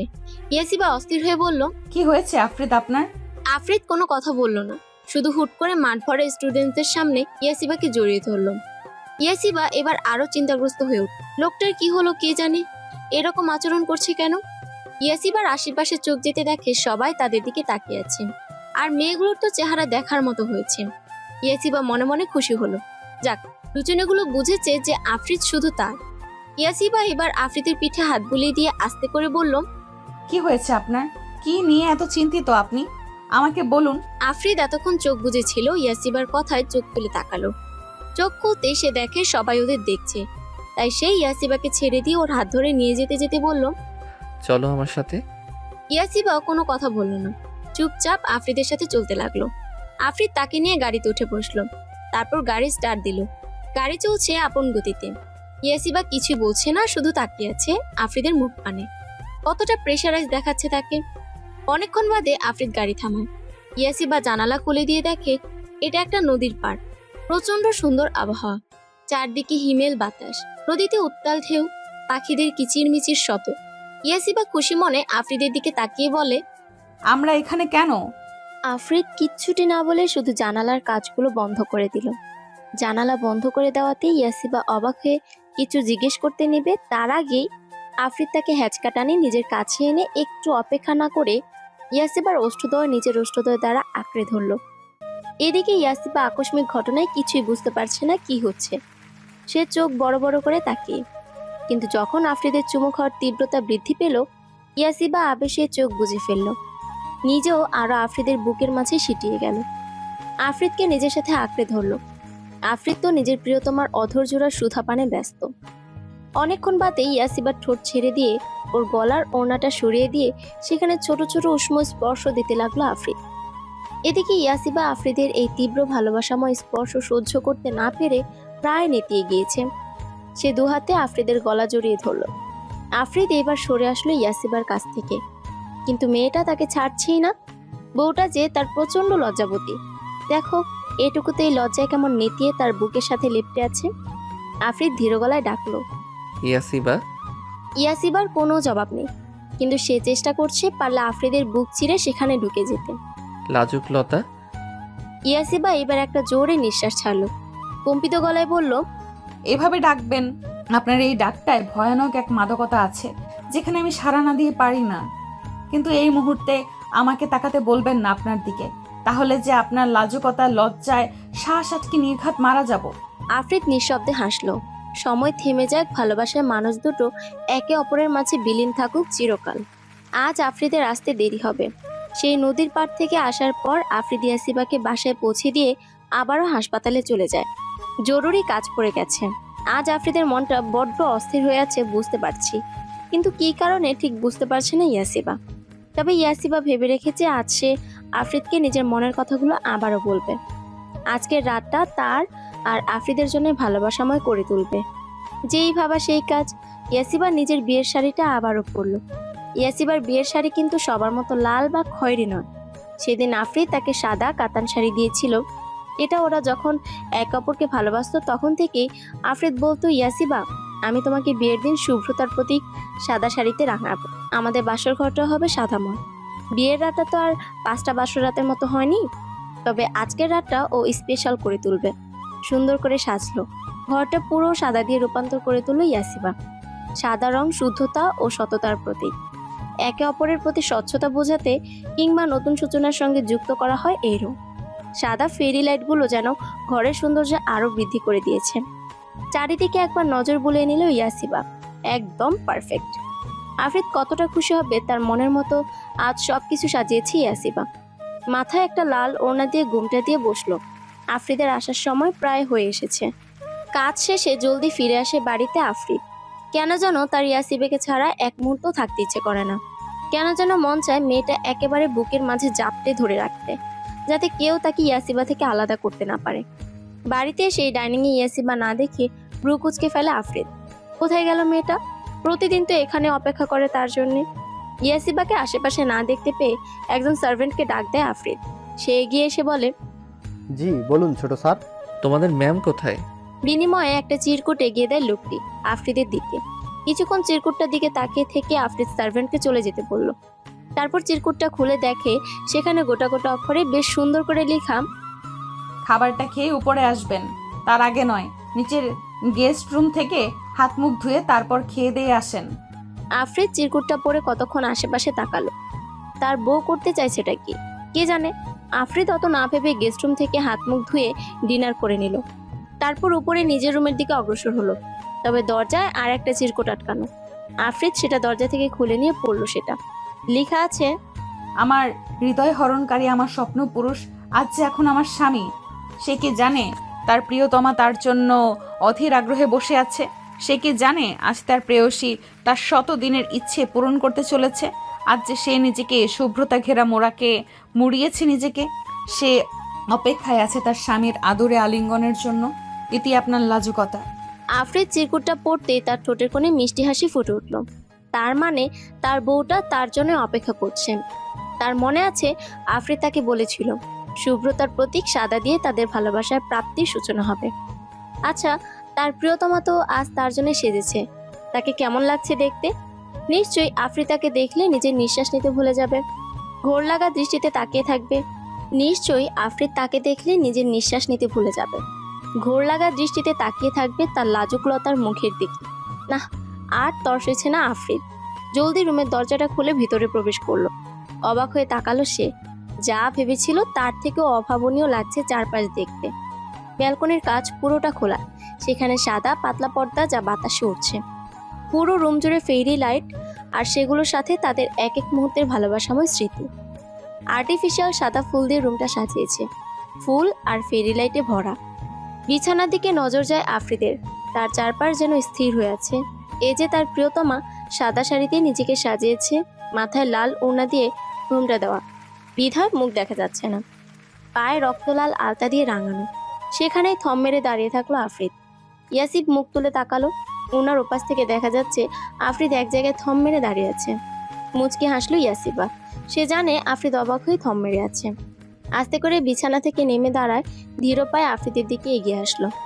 আলতো করে আফ্রিদের হাত ছুঁয়ে দিল ইয়াসিবা। ধীরে বলল, আমি সেজেছি আপনার মনের মতো। এবার আপনিও গিয়ে নিজেকে আমার মনের মতো করে সাজিয়ে আনুন। আফরিদ আস্তে করে বলে ওঠে, আমার যে এখন আমার লাজুকলতার মুখটা দেখার জন্যে আমার মনটা আনচান করছে। সেটা তো এখন হবে না, আগে আমার আবদার পূরণ করতে হবে। ইয়াসিবার কথায় আফরিদ হালকা হেসে বলল, তবে মহারানীর কথাই শিরোধার্য হোক। ইয়াসিবা মিষ্টি একটা হাসি দিল। আফরিদ বিছানার উপর থেকে পোশাক নিয়ে ওয়াশরুমে গিয়ে পরে আসলো। ইয়াসিবা তাকিয়ে রইল আফরিদের দিকে। কতটা ভাগ্যবতী সে যে আফরিদকে নিজের স্বামী রূপে পেয়েছে।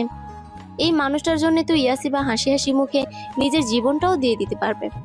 এই যে লোকটার মুখে কি সুন্দর চমৎকার হাসি, সাদা পাঞ্জাবি পায়জামা পরায় কতটা স্নিগ্ধ দেখাচ্ছে। এই যে এই রূপে তাকে দেখে ইয়াসিবার যে হৃদস্পন্দন বেড়ে গেছে, হাত পা মৃদু কাঁপছে। লোকটার চাহনি ভয়ানক, যা ইয়াসিবা নিতে পারে না। লজ্জায় পুরো শরীর তার নেতি আসে। জোরে জোরে শ্বাস নিয়ে ইয়াসিবা আফরিদকে পাশ কাটিয়ে চলে গেল। বারান্দার রেলিং ধরে বুকে হাত দিয়ে চোখ বুজে রইল সে। এই মুহূর্তে আফরিদের কাছে সে কিভাবে যাবে? লোকটার চোখের চাহনিতেই তো সে অর্ধেক শেষ। লোকটা ছুঁয়ে দিলে সে কিভাবে সইবে? নিশ্চয়ই সে শ্বাস আটকে মারা যাবে। ইয়াসিবাকে বারান্দায় যেতে দেখে নিঃশব্দে হাসলো আফরিদ। নিশ্চয়ই তার লাজুকতা লজ্জা নিবারণ করতেই ওখানে গিয়েছে। আফরিদ ঠোঁটে বাঁকা হাসি ফুটিয়ে তুলে ইয়াসিবা পিছনে শব্দহীন পায়ে দাঁড়ালো। আফরিদ জানে ইয়াসিবা বুঝে গিয়েছে যে আফরিদ তার পিছনে এসে দাঁড়িয়েছে। তাও সে তাকাবে না, কারণ তার প্রেয়সীর যে বড্ড লজ্জা। আর সেই লজ্জারাঙা মুখটা দেখার জন্যই তো আফরিদ পাগল প্রায়। আফরিদ মোহময় গলায় বলল, আমার কি সৌভাগ্য হবে না নিজের প্রিয়তমার লজ্জা লাল হয়ে যাওয়া মুখটা দেখার? আফরিদ তাকে পিছন থেকে নিজের বাহুবন্ধনে আবদ্ধ করে ফেলল। ইয়াসিবা কেঁপে উঠল আফরিদের ছোঁয়ায়। সে দ্রুত আফরিদের থেকে সরে এসে রুমে চলে যেতে চাইতেই আফরিদ তার হাত ধরে ফেলল।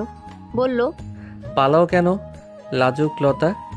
আর আমাকে কষ্ট দিও না, নিজের মুখশ্রী একটু দেখাও। আপনার এই ঘোর লাগা কণ্ঠে আমাকে এইসব বলবেন না প্লিজ। বুকের মাঝে হৃৎপিণ্ডটা এত জোরে কেঁপে ওঠে যে বোধহয় সেটা বেরিয়ে আসবে আমার বুক চিরে। আফরিদ হ্যাচকা টানে ইয়াসিবা নিজের কাছে নিয়ে আসলো। ইয়াসিবা নিচের দিক তাকিয়ে। আফরিদের সে মাদকতাময় চাহনি সে নিতে পারবে না। এত লজ্জা? ইয়াসিবা চুপ। আচ্ছা বেশ, এখন আমি আমার লাজুক লতাকে দেখব। বলেই আফরিদ আলতো হাতে ইয়াসিবার ঘুমটা ফেলে দিল। শ্বাস আটকে দাঁড়িয়ে রইল সে। অতি ভয়ানক, অত্যন্ত ভয়ানক। ইয়াসিবাকে এই রূপে দেখে আফরিদের সব যেন অচল হয়ে আসছে। চুলগুলো খোপা করা, যেখানে সাদা গোলাপ গেঁথে আছে। চেহারায় কোনো মেকআপ নেই, শুধু চোখে কাজল আর ঠোঁটে হালকা লিপস্টিক। এতেই যেন তার লাজুকতার রূপ উপচে পড়ছে। আফরিদের কোনো সাড়া না পেয়ে ইয়াসিবা তাকায় তার দিকে। লোকটা তার দিকে তাকিয়ে চোখে মুখে তার মুগ্ধতা। তবে কি সে তার মন মতো করে নিজেকে সাজাতে পেরেছে? আফরিদ নিজের হাতটা দিয়ে ইয়াসিবার গাল ছুঁয়ে দিল। এই জাদুময় স্পর্শে ইয়াসিবার হৃদয় ভালো লাগায় ছেয়ে গেল। ইয়াসিবা দ্রুত আফরিদের বুকে ঝাঁপিয়ে পড়ল, মুখ লুকালো আফরিদের বুকে। আফরিদও ইয়াসিবাকে জড়িয়ে ধরে ওর কানের কাছে এসে ফিসফিস করে বলল, লাজুক লতা, তুমি লজ্জা পেতে থাকো। আজ আমি তোমাকে আদরে সোহাগে তোমার লজ্জা ভাঙাবো। ইয়াসিবা পিঠ খামচে তুলল আফরিদের। লোকটার প্রতিটা কথা কাঁপন ধরিয়ে দেওয়ার মতো। আফরিদ ইয়াসিবা কোলে তুলে নিল। দৃঢ় পায়ে রুমে গিয়ে বিছানায় নিয়ে শুয়ে দিল। ইয়াসিবা অন্যদিকে মুখ ঘুরিয়ে নিয়ে চোখ বুজে রইল। আফরিদ আস্তে করে নিজের ভর ইয়াসিবার উপর ছেড়ে দিল। ইয়াসিবার মুখটা নিজের দিকে ঘুরিয়ে তাকিয়ে রইল অনেকক্ষণ। এই কাপা কাপা ঠোঁট দুটো দেখে আর অপেক্ষা করলো না আফরিদ। প্রিয়তমার ঠোঁটে ঠোঁট ডুবিয়ে দিল। ইয়াসিবা বিছানার চাদর খামচে ধরল। আফরিদের হাত ব্যস্ত ইয়াসিবার পেটে বিচরণ করতে। আজ আর কোনো বাধা নেই। দুজন মানুষের মাঝে সকল বাধ্যবাধকতা দূর হয়ে যাবে আজ রাতে। মনের মিল তো সেই কবেই হয়েছিল। আজ না হয় দুটো দেহের মিলন ঘটল। ভালোবাসার এক অন্য রাজ্যে পাড়ি দিল। গভীর রাত, বারান্দার রেলিং ধরে দূর দূরান্তে দৃষ্টি স্থির ইয়াসিবার। এই অন্ধকার রাতের মাঝে সে কি দেখছে সে জানে না, তবুও তাকিয়ে থাকতে ভালো লাগছে। অন্ধকারও নয়, চাঁদের আলোয় সবই দেখা যাচ্ছে। মৃদু বাতাস, বাগানের ডান সাইডে শিউলি ফুলের সুবাস ভেসে আসছে। মোহময় পরিবেশ। আজ নিজেকে পরিপূর্ণ মনে হচ্ছে ইয়াসিবার।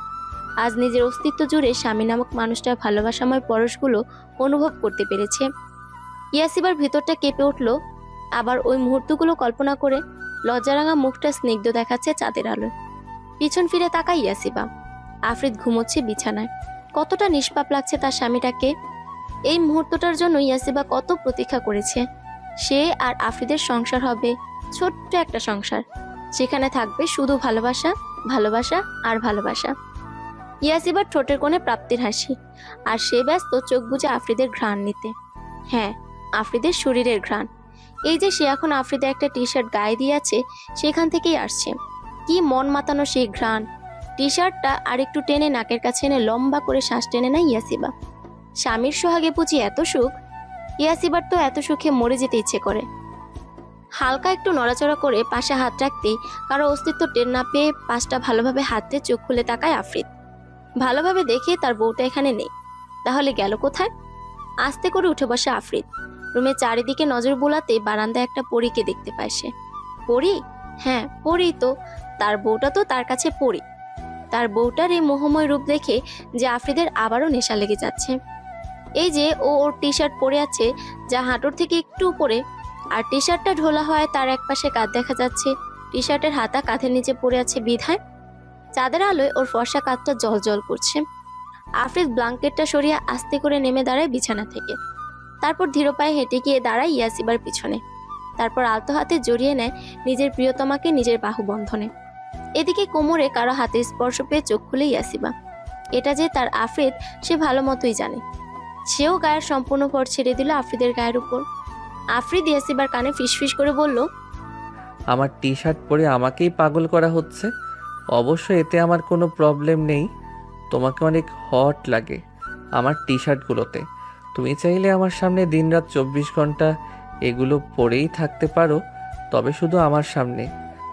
এদিকে ইয়াসিবা পারে না মাটি খুঁড়ে তার মাঝে ঢুকে যেতে। সে তো ভুলেই গিয়েছিল যে ওর গায়ে আফ্রিদের টি শার্ট। সে আফ্রিদের হাত ছাড়িয়ে চলে যেতে নিতেই আফ্রিদ তার হাত ধরে ফেলে এবং আবার ওকে টেনে নিজের কাছে নিয়ে আসে। আফ্রিদ বলল, আমাকে নেশা লাগিয়ে দিয়ে এখন পালানো হচ্ছে বুঝি, কিন্তু আমি তো পালাতে দিব না। আফ্রিদ ইয়াসিবার গালে নিজের ঠোঁট দিয়ে স্লাইড করছে। এক পর্যায়ে ঠোঁট জোড়া গলার খাঁজে আসতেই সেখানে শব্দ করে চুমু খায় আফ্রিদ। কেঁপে উঠে নিজেকে আফ্রিদের বুকের মাঝে আরো লেগে গেল ইয়াসিবা। এই লোকটার ছোঁয়া ভয়ানক, একদম রক্ত হিম করে দেওয়ার মতো। আফ্রিদ কোলে তুলে নিয়ে ইয়াসিবাকে নিয়ে বিছানায় গিয়ে বসলো। ইয়াসিবা এখনো তার কোলে। আফ্রিদ নিজের আঙুলগুলো ইয়াসিবার আঙুলগুলোর খাঁজে পুড়ে দিল। তারপর ইয়াসিবার হাতের উল্টো পাশে চুমু খেলো। ইয়াসিবা আফ্রিদের মুখের দিকে তাকিয়ে এই লোকটাকে আজ কতটা খুশি দেখাচ্ছে।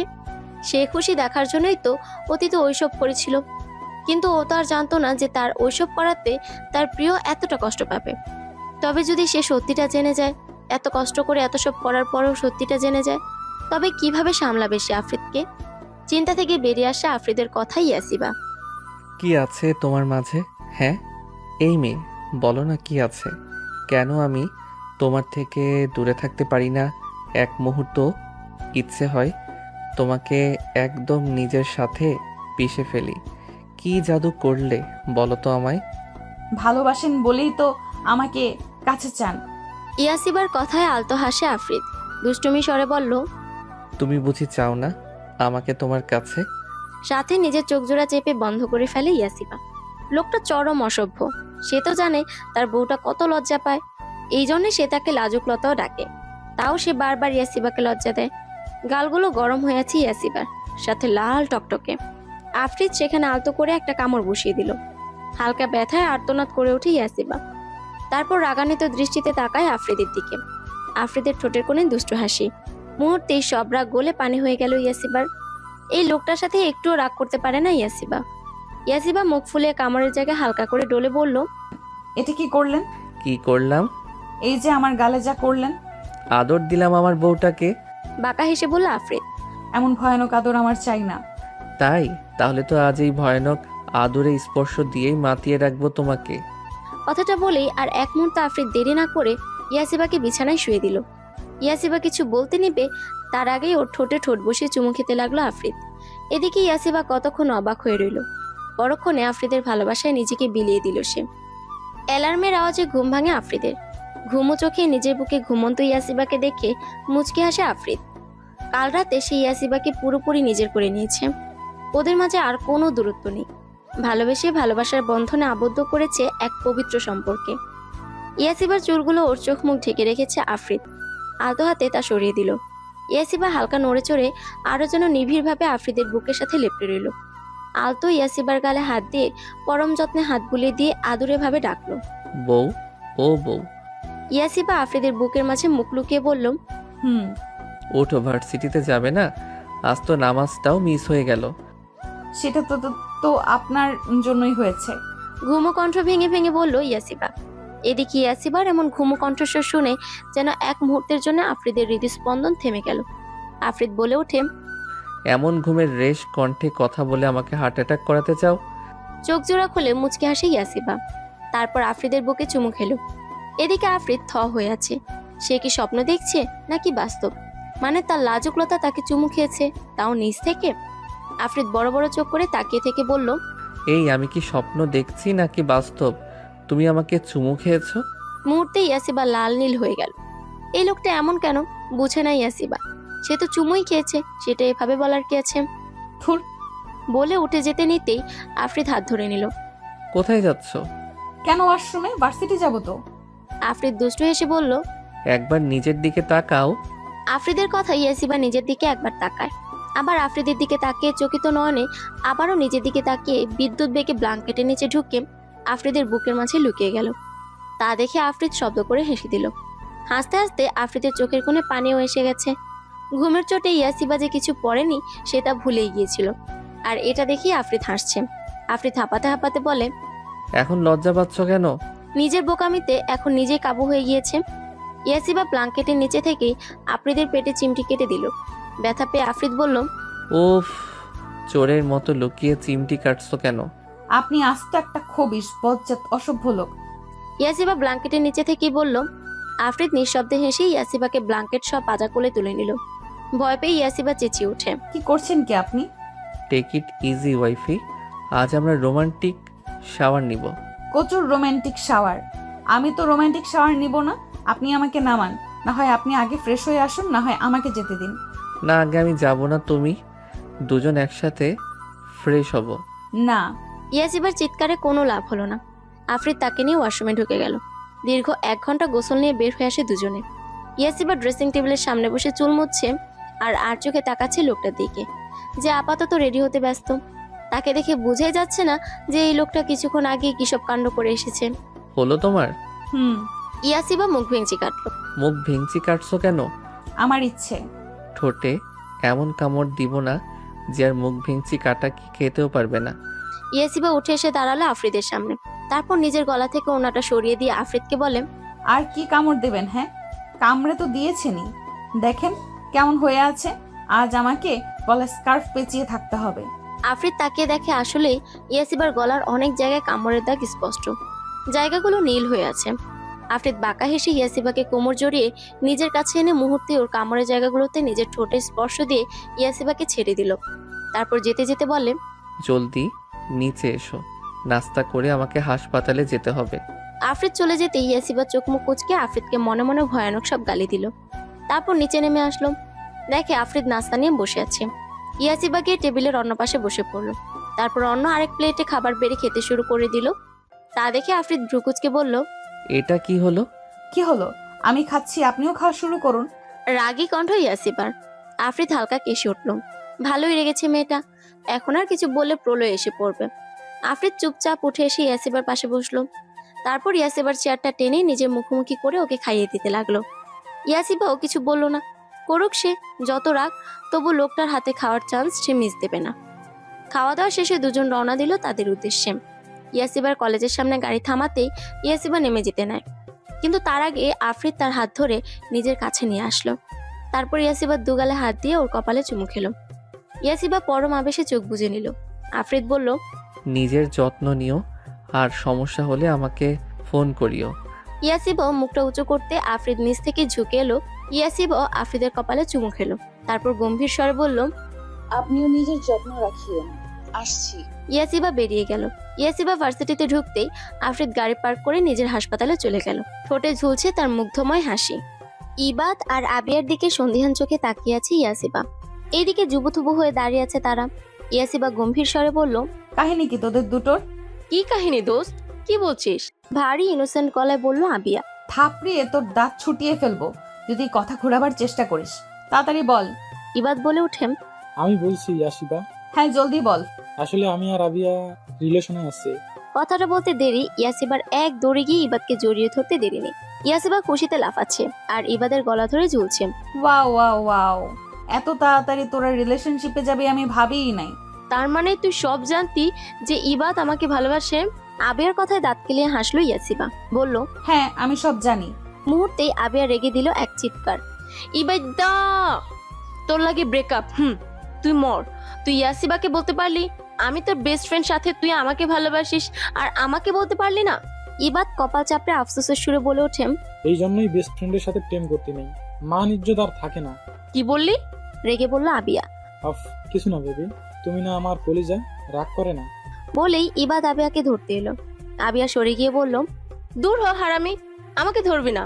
ইবাদ অসহায় গলায় বলল, আবিয়া, আমি এখন তোর বেস্ট না, আমি এখন তোর বপ, সাথে উঠবি হাজব্যান্ড। একটু তো সম্মান দে। তোর সম্মানের গুল্লি মারি, যা ভাগ। ইয়াসিবা, তুই কিছু বল। করুণ গলা ইবাদের। ইয়াসিবা এতক্ষণ হেসে কুটি কুটি হচ্ছিল। ইবাদের কথায় সে হাসতে হাসতে আবিয়াকে নিজের সাথে জড়িয়ে নিয়ে বলল, দেখ আবিয়া ও তোকে ভালোবাসে সেটা তোকে বলেনি। হ্যাঁ আমি মানছি তার দোষ, কিন্তু তুই নিজেও তো বলিসনি তাই না? তুই ঠিক যেই কারণে ওকে বলতি না, ও ঠিক সেই কারণেই বলতো না। যদি ভালোবাসার কথা বলে তোর আর ওর বন্ধুত্ব নষ্ট হয়ে যায়। আর আমাকেও কালকে বলেছে, আর আমি যেটুকু জানি আমি যাওয়ার পরেই এ তোকে প্রপোজ করেছে, রাইট? আবিয়া উপন্যাস মাথা ঝাঁকালো, মানে হ্যাঁ। তাহলে সিম্পল, এখানে এত রিয়েক্ট করার কিছুই নেই আবিয়া।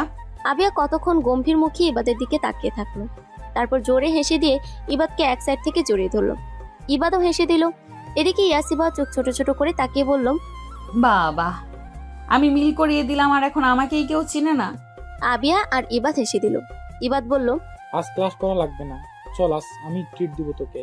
ইয়াহু, দাঁড়া, আগে ওনাকে একটু ফোন দিয়ে নেই। ওকে। বলেই ইয়াসিবা ফোন লাগালো আফ্রিদের কাছে। আফ্রিদ ফোন রিসিভ করেই বলল, কি ম্যাম, আজ এত খুশি? ব্যাপার কি? আপনি কি করে জানলেন?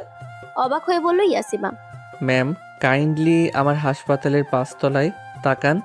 সেখানে আপনার ইনোসেন্ট বরটা আপাতত দূর থেকে তার বউটার হাসি হাসি মুখ দেখছে। আফ্রিদের কথাই ইয়াসিবা ঘাড় ঘুরিয়ে পাশের বিল্ডিং, যেটা আফ্রিদের হাসপাতাল, সেদিকে তাকান। ভালোভাবে তাকিয়ে দেখে আফ্রিদ তার কেফিনের ব্যালকনির কাজটা পুরো খুলে রেখেছে, আর সেখানেই দাঁড়িয়ে থেকে সে ইয়াসিবাকে দেখছে। ইয়াসিবা মুখ ফুলিয়ে বলল, আমাকে দেখে আপনি কি করবেন? আমার বউটার মুখটা দেখলে যে আমার কি পরিমাণ সুখ অনুভূত হয় তা যদি আমার বউটাকে বোঝাতে পারতাম। হয়েছে, পাম মারা লাগবে না। আমি এখনো রেগে আছি আপনার উপর। আল্লাহ বলে কি, এখনো রেগে আছে আমার বউটা? হ্যাঁ, সকালে আপনি যে কাণ্ড করেছেন আমি রাখবো না। আচ্ছা, রাতে এসে সব রাগ আদরে সোহাগে ভ্যানিশ করে দিব। আপনি আস্ত একটা অসভ্য। লাজুক কণ্ঠে বলল ইয়াসিবা। হ্যাঁ আমি জানি। হেসে বলল আফ্রিদ। আচ্ছা শুনুন না, হ্যাঁ বলুন না। আমি না ইবাদ আর আবিয়ার সাথে রেস্টুরেন্টে যাব। ইবাদ আমাকে ট্রিট দিবে। কিসের ট্রিট? ভ্রু কুচকে বলল আফ্রিদ। আবিয়া অ্যান্ড ইবাদের ডেটিং ইজ আদার। খুশি কণ্ঠে বলল ইয়াসিবা। আফ্রিদ বলল, ও আচ্ছা, তাই তো বলি ম্যাডাম এত খুশি কেন? যাব। ম্যাডাম যখন যেতে চায় আমি না করি কিভাবে? না হলে যে বউটার আরো রেগে যাবে, তারপর এত এত রাগ ভাঙানো তো আমার জন্য মুশকিল। ধন্যবাদ, ধন্যবাদ আপনাকে। শোনো, যেতে তো দিচ্ছি, তবে সব সময় ইবাদের সাথে থাকবে। ইবাদও সাথে যাবে বলেই আমি যেতে দিচ্ছি, না হলে দিতাম না। তবু নিজের দিকে একটু খেয়াল রেখো। আচ্ছা তাহলে রাখছি। ভালোবাসি ইয়াসিবা। চোখ বুজে ফেলল ইয়াসিবা। যতবার আফ্রিদের মুখে এই কথাটা শুনে তার যেন সারা শরীর এক অন্যরকম ভালো লাগায় ছেয়ে যায়। আমিও ভালোবাসি। বলে ফোন রেখে দিল ইয়াসিবা। তারপর ইবাদ আর আবিয়ার সাথে রেস্টুরেন্টে চলে গেল। রেস্টুরেন্টে পৌঁছে ইবাদ একটা ওয়েটারকে ডাক দিল। ওয়েটার আসতেই ইবাদ বলে, ইয়াসিবা অর্ডার কর। আচ্ছা দাঁড়া, করছি। ইয়াসিবা মেনু কার্ড দেখে খাবার অর্ডার দিল। ওরা গল্প করার মাঝে ওয়েটার খাবার নিয়ে আসলো। কোল্ড কফি দেওয়ার সময় ভুলবশত সেটা ইয়াসিবার গায়ের উপরে পড়ে যায়। ওয়েটার ভয় পেয়ে বলল, সরি ম্যাম, আমি খেয়াল করিনি, I am so sorry. Yasiba ড্রেস ঝাড়তে ঝাড়তে বলে, ইটস ওকে, ভুল মানুষ দ্বারাই হয়, আপনি যান। ওয়েটারটা আবারও সরি বলে চলে গেল। আবিয়া বলে, ইস দোস্ত, ড্রেসটা খারাপ হয়ে গেছে। হ্যাঁ আমি ওয়াশরুম থেকে আসছি। আমিও যাই তোর সাথে, চল। আরে না, তোরা বস, আমি যাবো আর আসবো। Are you sure? আরে হ্যাঁ, চিল, আমি আসছি। সাবধানে যাস। ইয়াসিবা মুচকি হেসে ওয়াশরুমে চলে গেল। সেই ওয়েটারটা হেসে বলল, স্যার আমার কাজ শেষ। ওয়েল ডান, এই নাও তোমার। বলেই একটা লোক কতগুলো টাকা দিল ওয়েটারকে। ওয়েটারটা টাকা নিয়ে চলে গেল। এদিকে সেই লোকটি বিশ্রী হাসি ঠোঁটে ঝুলিয়ে বলল, ইয়াসিবা, তোমাকে এইবার আমার থেকে কে বাঁচাবে সুইটহার্ট? 3 বছর আগে আমাকে থাপ্পড় মারার মজা বোঝাবো। তোমাকে তো এবার আমি ছাড়ছি না। বলেই লোকটা ওয়াশরুমের দিকে যেতে লাগলো। এদিকে ওয়াশরুমে এসে নিজের জামাটা পরিষ্কার করছে ইয়াসিবা। ড্রেসটাই খারাপ হয়ে গেল। আমাকে এখনই বাসায় যেতে হবে। এই ড্রেস পরে বসে থাকা পসিবল না। নিজে নিজে কথাগুলো বলে ব্যাগ নিয়ে বের হতে গিয়ে সে যেন পাথর হয়ে গেল। তার সারা শরীর বরফের ন্যায় জমে গেল। আবার আবার সে ভয়ানক অতীত তার সামনে। আবার কেন কেন তার সাথেই কেন এমনটা হয়? আবার কেন অতীতগুলো তার জীবনে আসছে? সে কি একটু সুখে থাকতে পারবে না? তার কপালটা এত খারাপ কেন? যখনই তার জীবনে সুখ নামক পাখিটি এসে ধরা দেয়, ঠিক তখনই দুঃখ নামক তীরটা এসে সেই পাখিটিকে হত্যা করে ফেলে। ইয়াসিবার সারা শরীর থরথর করে কাঁপতে লাগলো। তা দেখে সামনে থাকা ব্যক্তিটি বিকট হেসে বলল, কি সুইটহার্ট, আমাকে দেখে বুঝি খুব খুশি হওনি? আমাকে এত তাড়াতাড়ি ভুলে গেলে? আমরা যে একে অপরকে কত ভালোবাসতাম ভুলে গেলে? ইয়াসিবা ভর্ত চোখে তাকিয়ে রইল স্রেফ। ব্যক্তিটি বাঁকা হেসে ইয়াসিবার দিকে আগাতে লাগলো। ইয়াসিবা তাকে আগাতে দেখে ভয় পেয়ে পিছাতে লাগলো। যখন একেবারে ওয়াশরুমের দেয়ালে পিঠ থেকে গেল, তখন ইয়াসিবা শব্দ করে কেঁদে দিল। ব্যক্তিটি জলদি ইয়াসিবার কাছে এসে ওকে ধরতে গেলে ইয়াসিবা সাইড কেটে সরে যায়। ব্যক্তিটি অভিনয়ের মতো বলে, আরে আরে, কাঁদছো কেন? কাঁদো না। তুমি তো আমাকে ভালোবাসো, তাই না? আসো, আমার কাছে আসো। ইয়াসিবা কাঁদতে কাঁদতে পিছিয়ে গেল। ইয়াসিবা ভয়ে কাঁদতে কাঁদতে বলে, কেন আবার এসেছেন? প্লিজ চলে যান। আমি একটু সুখ চাই। প্লিজ আফ্রিদের সাথে আমাকে একটু সুখে থাকতে দিন প্লিজ। তা তো হচ্ছে না বেবি। বলেই ব্যক্তিটি ইয়াসিবার মুখে রুমাল চেপে ধরলো। রুমালে অজ্ঞান করার ওষুধ লাগানো ছিল, তাই ইয়াসিবা চোখে সব ঘোলা দেখতে লাগলো। চোখ বুজার আগে সে অস্ফুট স্বরে বলে উঠল, আকাশ, কাজটা ভালো করলেন না। আমার আফ্রিদ ছাড়বে না আপনাকে। ইয়াসিবা অজ্ঞান হয়ে পড়ে গেল। রেস্টুরেন্টের প্রতিটা কোণায় তন্ন তন্ন করে ইয়াসিবাকে খুঁজে বেড়াচ্ছে আফ্রিদ, কিন্তু তার ইয়াসিবা কোথাও নেই। একসময় খুঁজে না পেয়ে চেয়ারে ধপ করে বসে পড়ে আফ্রিদ। ইবাদ এগিয়ে এসে অনুতপ্ত গলায় বলল, আই এম সরি ভাইয়া, সব আমার জন্য হয়েছে। আমি ওর খেয়াল রাখতে পারিনি, আমায় ক্ষমা করুন ভাইয়া। ইবাদের কথায় চোখ তুলে তাকায় আফ্রিদ। চোখ দুটো তার লাল টকটকে হয়ে আছে। এখনই বুঝি রক্ত ঝরবে চোখ থেকে, এমন অবস্থা। ইবাদ ভয় পেয়ে গেল, বলল, ভাইয়া আপনি ঠিক আছেন? আমাকে ক্ষমা করুন ভাইয়া। আফ্রিদ উঠে দাঁড়ালো।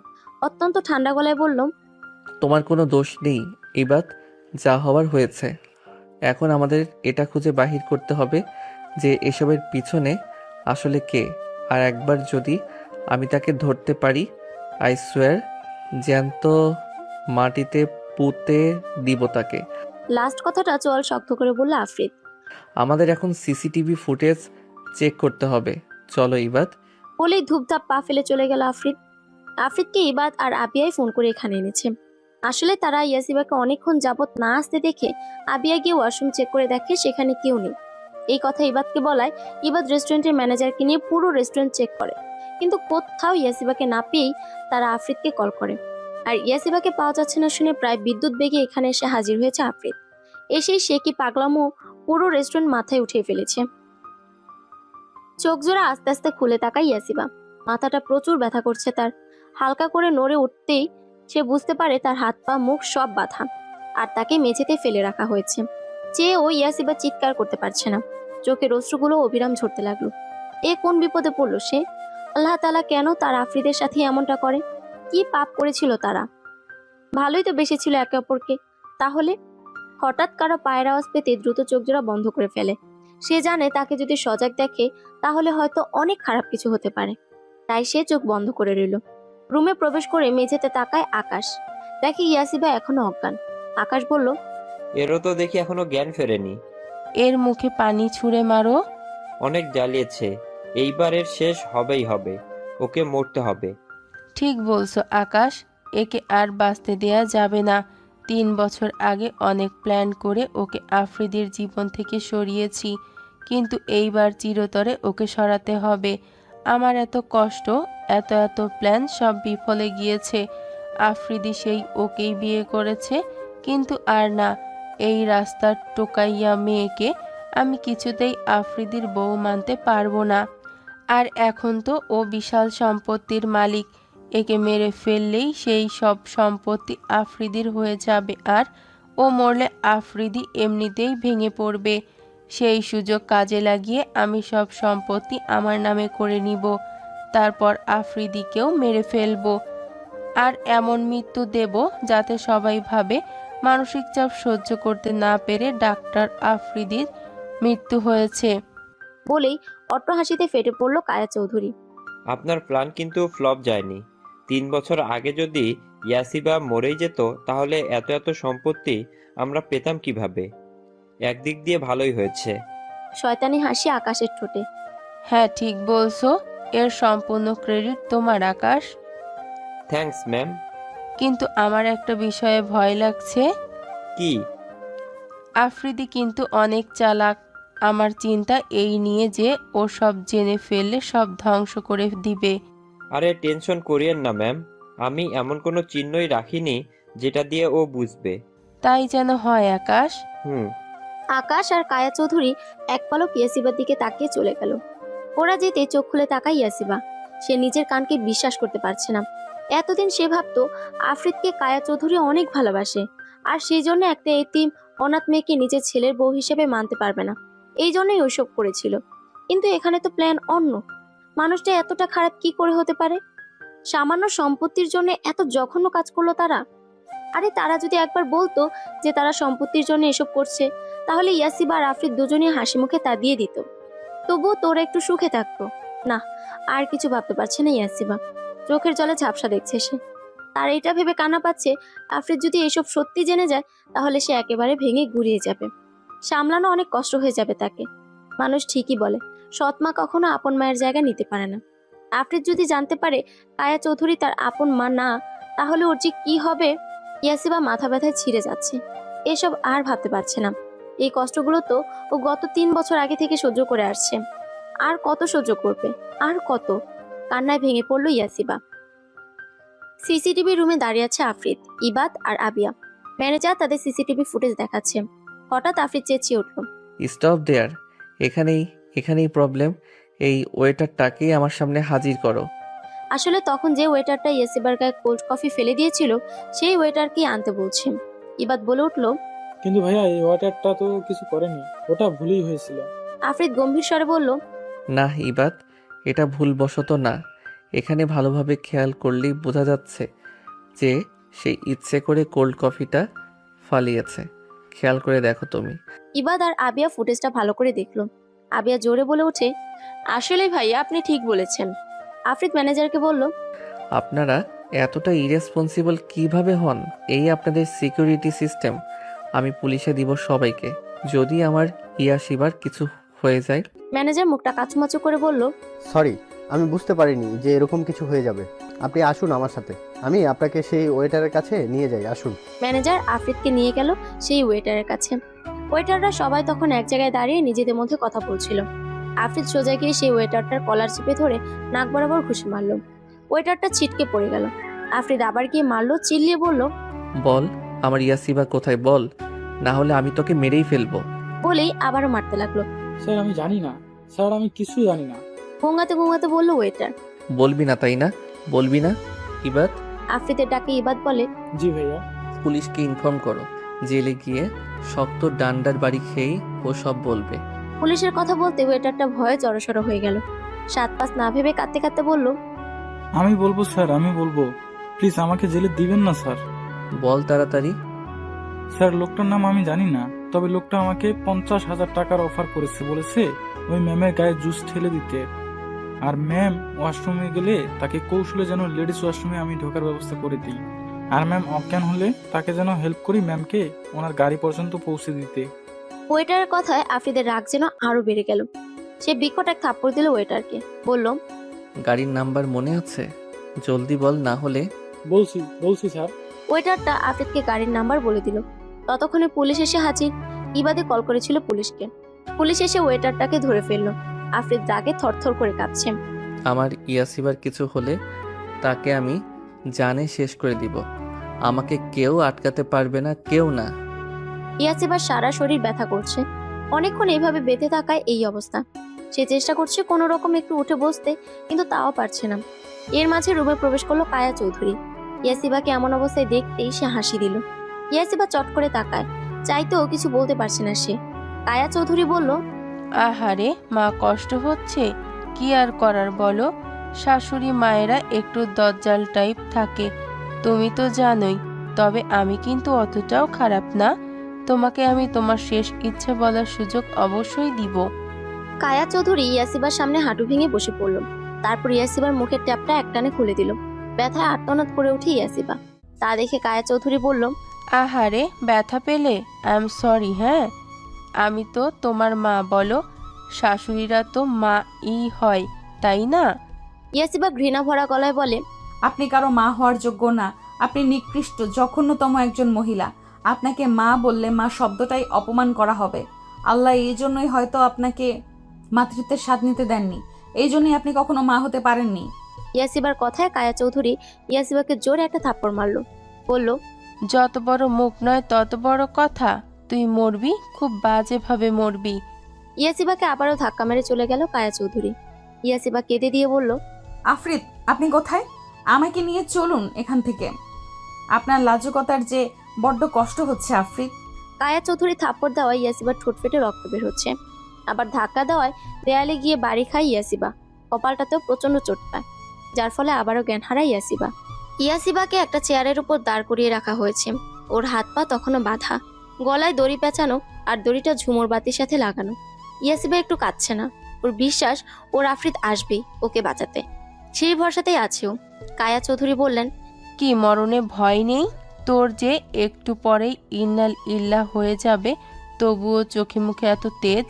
ইয়াসিবা তাচ্ছিল হেসে বলল, আমি মরণকে কেন ভয় পাবো? মরণকে ভয় পেলে 3 বছর আগেই মরে যেতাম। ভয় পাই না বলেই বেঁচে আছি। কায়া চৌধুরী রেগে ইয়াসিবার চেয়ার ধাক্কা দিতে যাবে, আর তখনই আফরিদ পুলিশ নিয়ে সেখানে হাজির হয়। বাহিরে যত পাহারাদার ছিল তাদের নিঃশব্দে মেরে ওরা ভিতরে প্রবেশ করেছে বিধায় ওরা টের পায়নি। অফিসার জোরে বলল, stop there, you are now under arrest Mrs. Kaya Chowdhury ঘুরে তাকায়। চোখে মুখে তার রাগ স্পষ্ট। সে রেগে বলল, এক পাও কেউ নড়াবে তো আমি চেয়ার ধাক্কা দিয়ে ফেলে দিব। ইয়াসিবা আফরিদের দিকে তাকিয়ে আছে।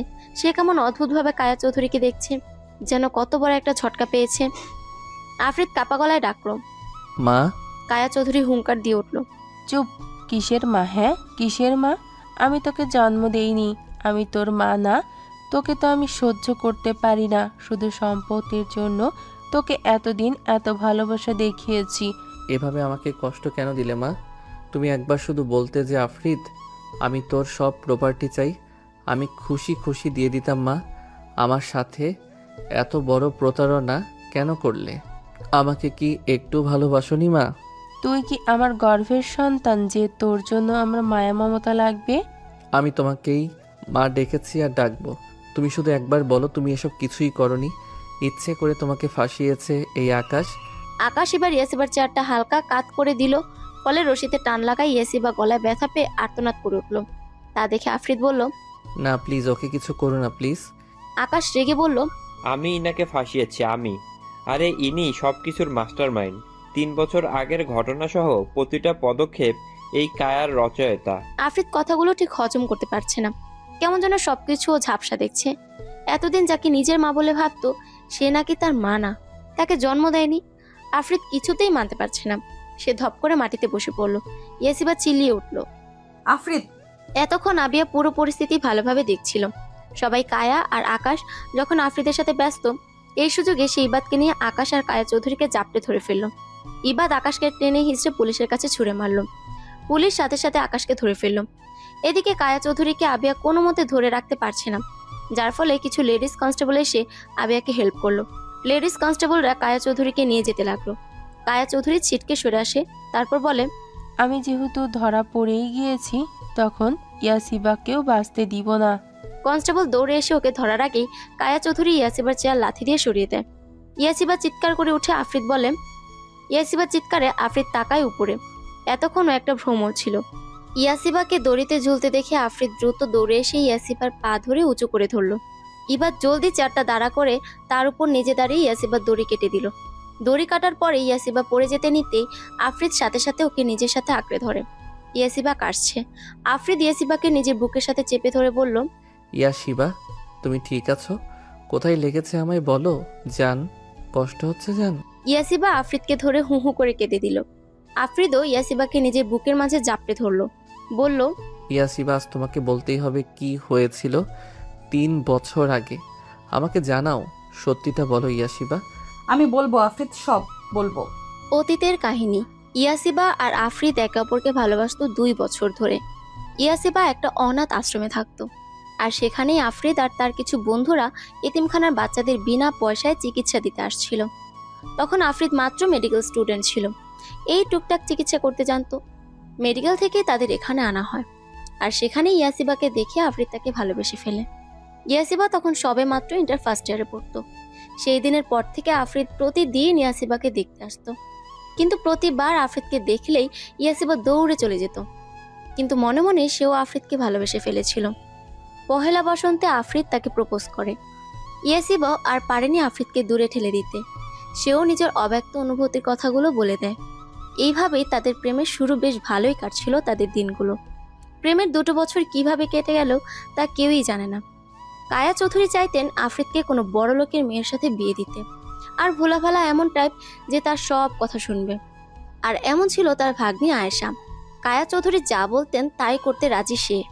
কিন্তু আফরিদ যে ইয়াসিবাকে ভালোবাসে তা সে কোনোভাবেই মেনে নিতে পারেনি।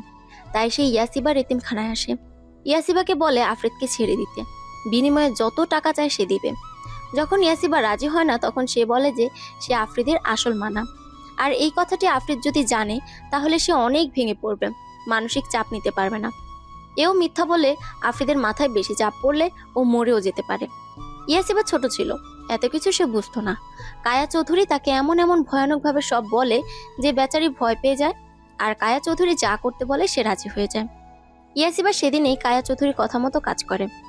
আফরিদ ইয়াসিবার সাথে দেখা করতে আসলেই ইয়াসিবা আফরিদের সাথে যাচ্ছে তাই বিহেভ করে।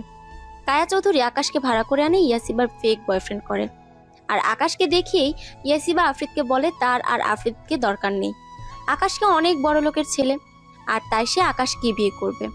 সেদিন আফরিদ ভীষণ কেঁদেছিল। আফরিদের কান্না দেখে ইয়াসিবারও যেন বুকটা ফেটে যাচ্ছিল, কিন্তু নিজের ভালোবাসার মানুষকে বাঁচাতে তা করতেই হতো। আফরিদ বারবার বলেছিল সব মিথ্যে, সে কিছুতেই বিশ্বাস করতে রাজি হচ্ছিল না। সেদিন ইয়াসিবা আফরিদকে অনেক জোরে থাপ্পড় মারে। আফরিদ অবাক চোখে শুধু তার ইয়াসিবাকে দেখেছিল। সেদিন আফরিদ একরাশ ঘৃণা নিয়ে ফিরে গিয়েছিল। আফরিদ যেতেই ইয়াসিবা কান্নায় ভেঙে পড়ে। তারপর সিদ্ধান্ত নেয় সে এখান থেকে চলে যাবে অনেক দূরে। আকাশ বলে সেও ইয়াসিবাকে হেল্প করবে। বোকা ইয়াসিবা মেনে নেয়, সে রাজি হয় আকাশের সাথে যেতে। কিন্তু মাঝ রাস্তায় আকাশ ওর সাথে জোরাজোরি শুরু করে। ইয়াসিবাকে থাপ্পড় মেরে পালিয়ে আসতে নেয়, কিন্তু পারে না। সেখানে ছিল টিলার মতো অনেক উঁচু জায়গা। একটা আকাশ ওকে ধাক্কা দিয়ে ফেলে দেয়। আর ওখানে নিচের রাস্তা দিয়ে যাচ্ছিলেন বিশিষ্ট শিল্পপতি জাহিদ খান। খান গ্রুপ অফ ইন্ডাস্ট্রিজের মালিক। তিনি ইয়াসিবাকে পায়। ইয়াসিবার অবস্থা পুরো খারাপ ছিল, সে 2.5 বছর কোমায় ছিল। কোমা থেকে আসার পরে জাহিদ খান ইয়াসিবাকে ভার্সিটিতে ভর্তি করে দেয়। বেশ ভালোই কাটছিল দিনকাল। জাহিদ খান নিজের মেয়ের থেকেও বেশি ভালোবাসতেন ইয়াসিবাকে। তার আরও একটা মেয়ে ছিল। ইয়াসিবা যতই ভালো থাকুক, রাতের শূন্যতায় সে আফরিদের জন্য অশ্রু বিসর্জন দিত। ইয়াসিবার ভার্সিটির পাশে আফরিদ হাসপাতাল খুলেছিল, আর সেই কাজ দেখতে এসেই সে ইয়াসিবাকে ভার্সিটির মাঠে দেখতে পায়। সেদিন আফরিদের মন চেয়েছিল ইয়াসিবাকে দৌড়ে গিয়ে চাপড়ে ধরতে, কিন্তু পারেনি। পুরনো কথাগুলো মনে পড়তেই তার ঘৃণা যেন আরও বেড়ে যায়। ইয়াসিবা আফরিদকে দেখে সেদিন, প্রচুর কাঁদে সে। এর মাঝে সে জানতে পারে জাহিদ খানের মেয়ে হুমায়রা, যাকে সে বোনের চেয়েও বেশি ভালোবাসে, সে একজনকে ভালোবাসে, আর তার কেউ নয়, স্বয়ং আফরিদের চাচাতো ভাই। সেদিন ইয়াসিবা কি করবে বুঝতে পারছিল না। একদিকে বোনের সুখ, অন্যদিকে ভালোবাসার মানুষটির সামনাসামনি দাঁড়ানোর যুদ্ধ। সবশেষে ইয়াসিবা বোনের খুশির জন্য আফরিদের কাছে যায়, যেন তার ভাইয়ের সাথে হুমায়রার বিয়ে দেয়। আফরিদ রাজিও হয়, কিন্তু শর্ত দেয় তাকেও আফরিদকে বিয়ে করতে হবে। ইয়াসিবা সেদিন রাজি হয়ে যায়, এক বোনের খুশির জন্য। 2 হোক ঘৃণা, তবুও তো ভালোবাসার মানুষটিকে নিজের করে পাবে সে। সে জানে আফরিদ তাকে শাস্তি দেওয়ার জন্যই বিয়ে করবে, তবুও রাজি হয়ে যায়। হুমায়রার বিয়ে হয় ভালোভাবেই। তার কিছুদিন পরেই আফরিদ ইয়াসিবাকে বিয়ে করে ফেলে। ইয়াসিবাকে নিয়ে যখন বাড়িতে যায়, কায়া চৌধুরী রেগে আগুন হয়ে যায়। এমনিতেও হুমায়রার বিয়ে সে মানতে পারেনি, তার উপর এত প্ল্যান করে সেই ইয়াসিবাকে আফরিদ বিয়ে করলো। কায়া চৌধুরী না মানায় আফরিদ তাকে নিয়ে অন্য বাড়িতে চলে আসে। তবে আফরিদের বাবা ইব্রাহিম চৌধুরী ইয়াসিবাকে ভীষণ ভালোবাসে, তাই সে মাঝে মাঝে এসে ইয়াসিবাকে দেখে যেতেন। আফরিদ দিনরাত ইয়াসিবাকে টর্চার করত। এরই মাঝে খবর আসে জাহিদ খান আর নেই। সেদিন ইয়াসিবা প্রচুর ভেঙে পড়েছিল। ওর পরিবার ছিল না, এই লোকটাই তো ওকে পরিবারে ভালোবাসা দিয়েছিল।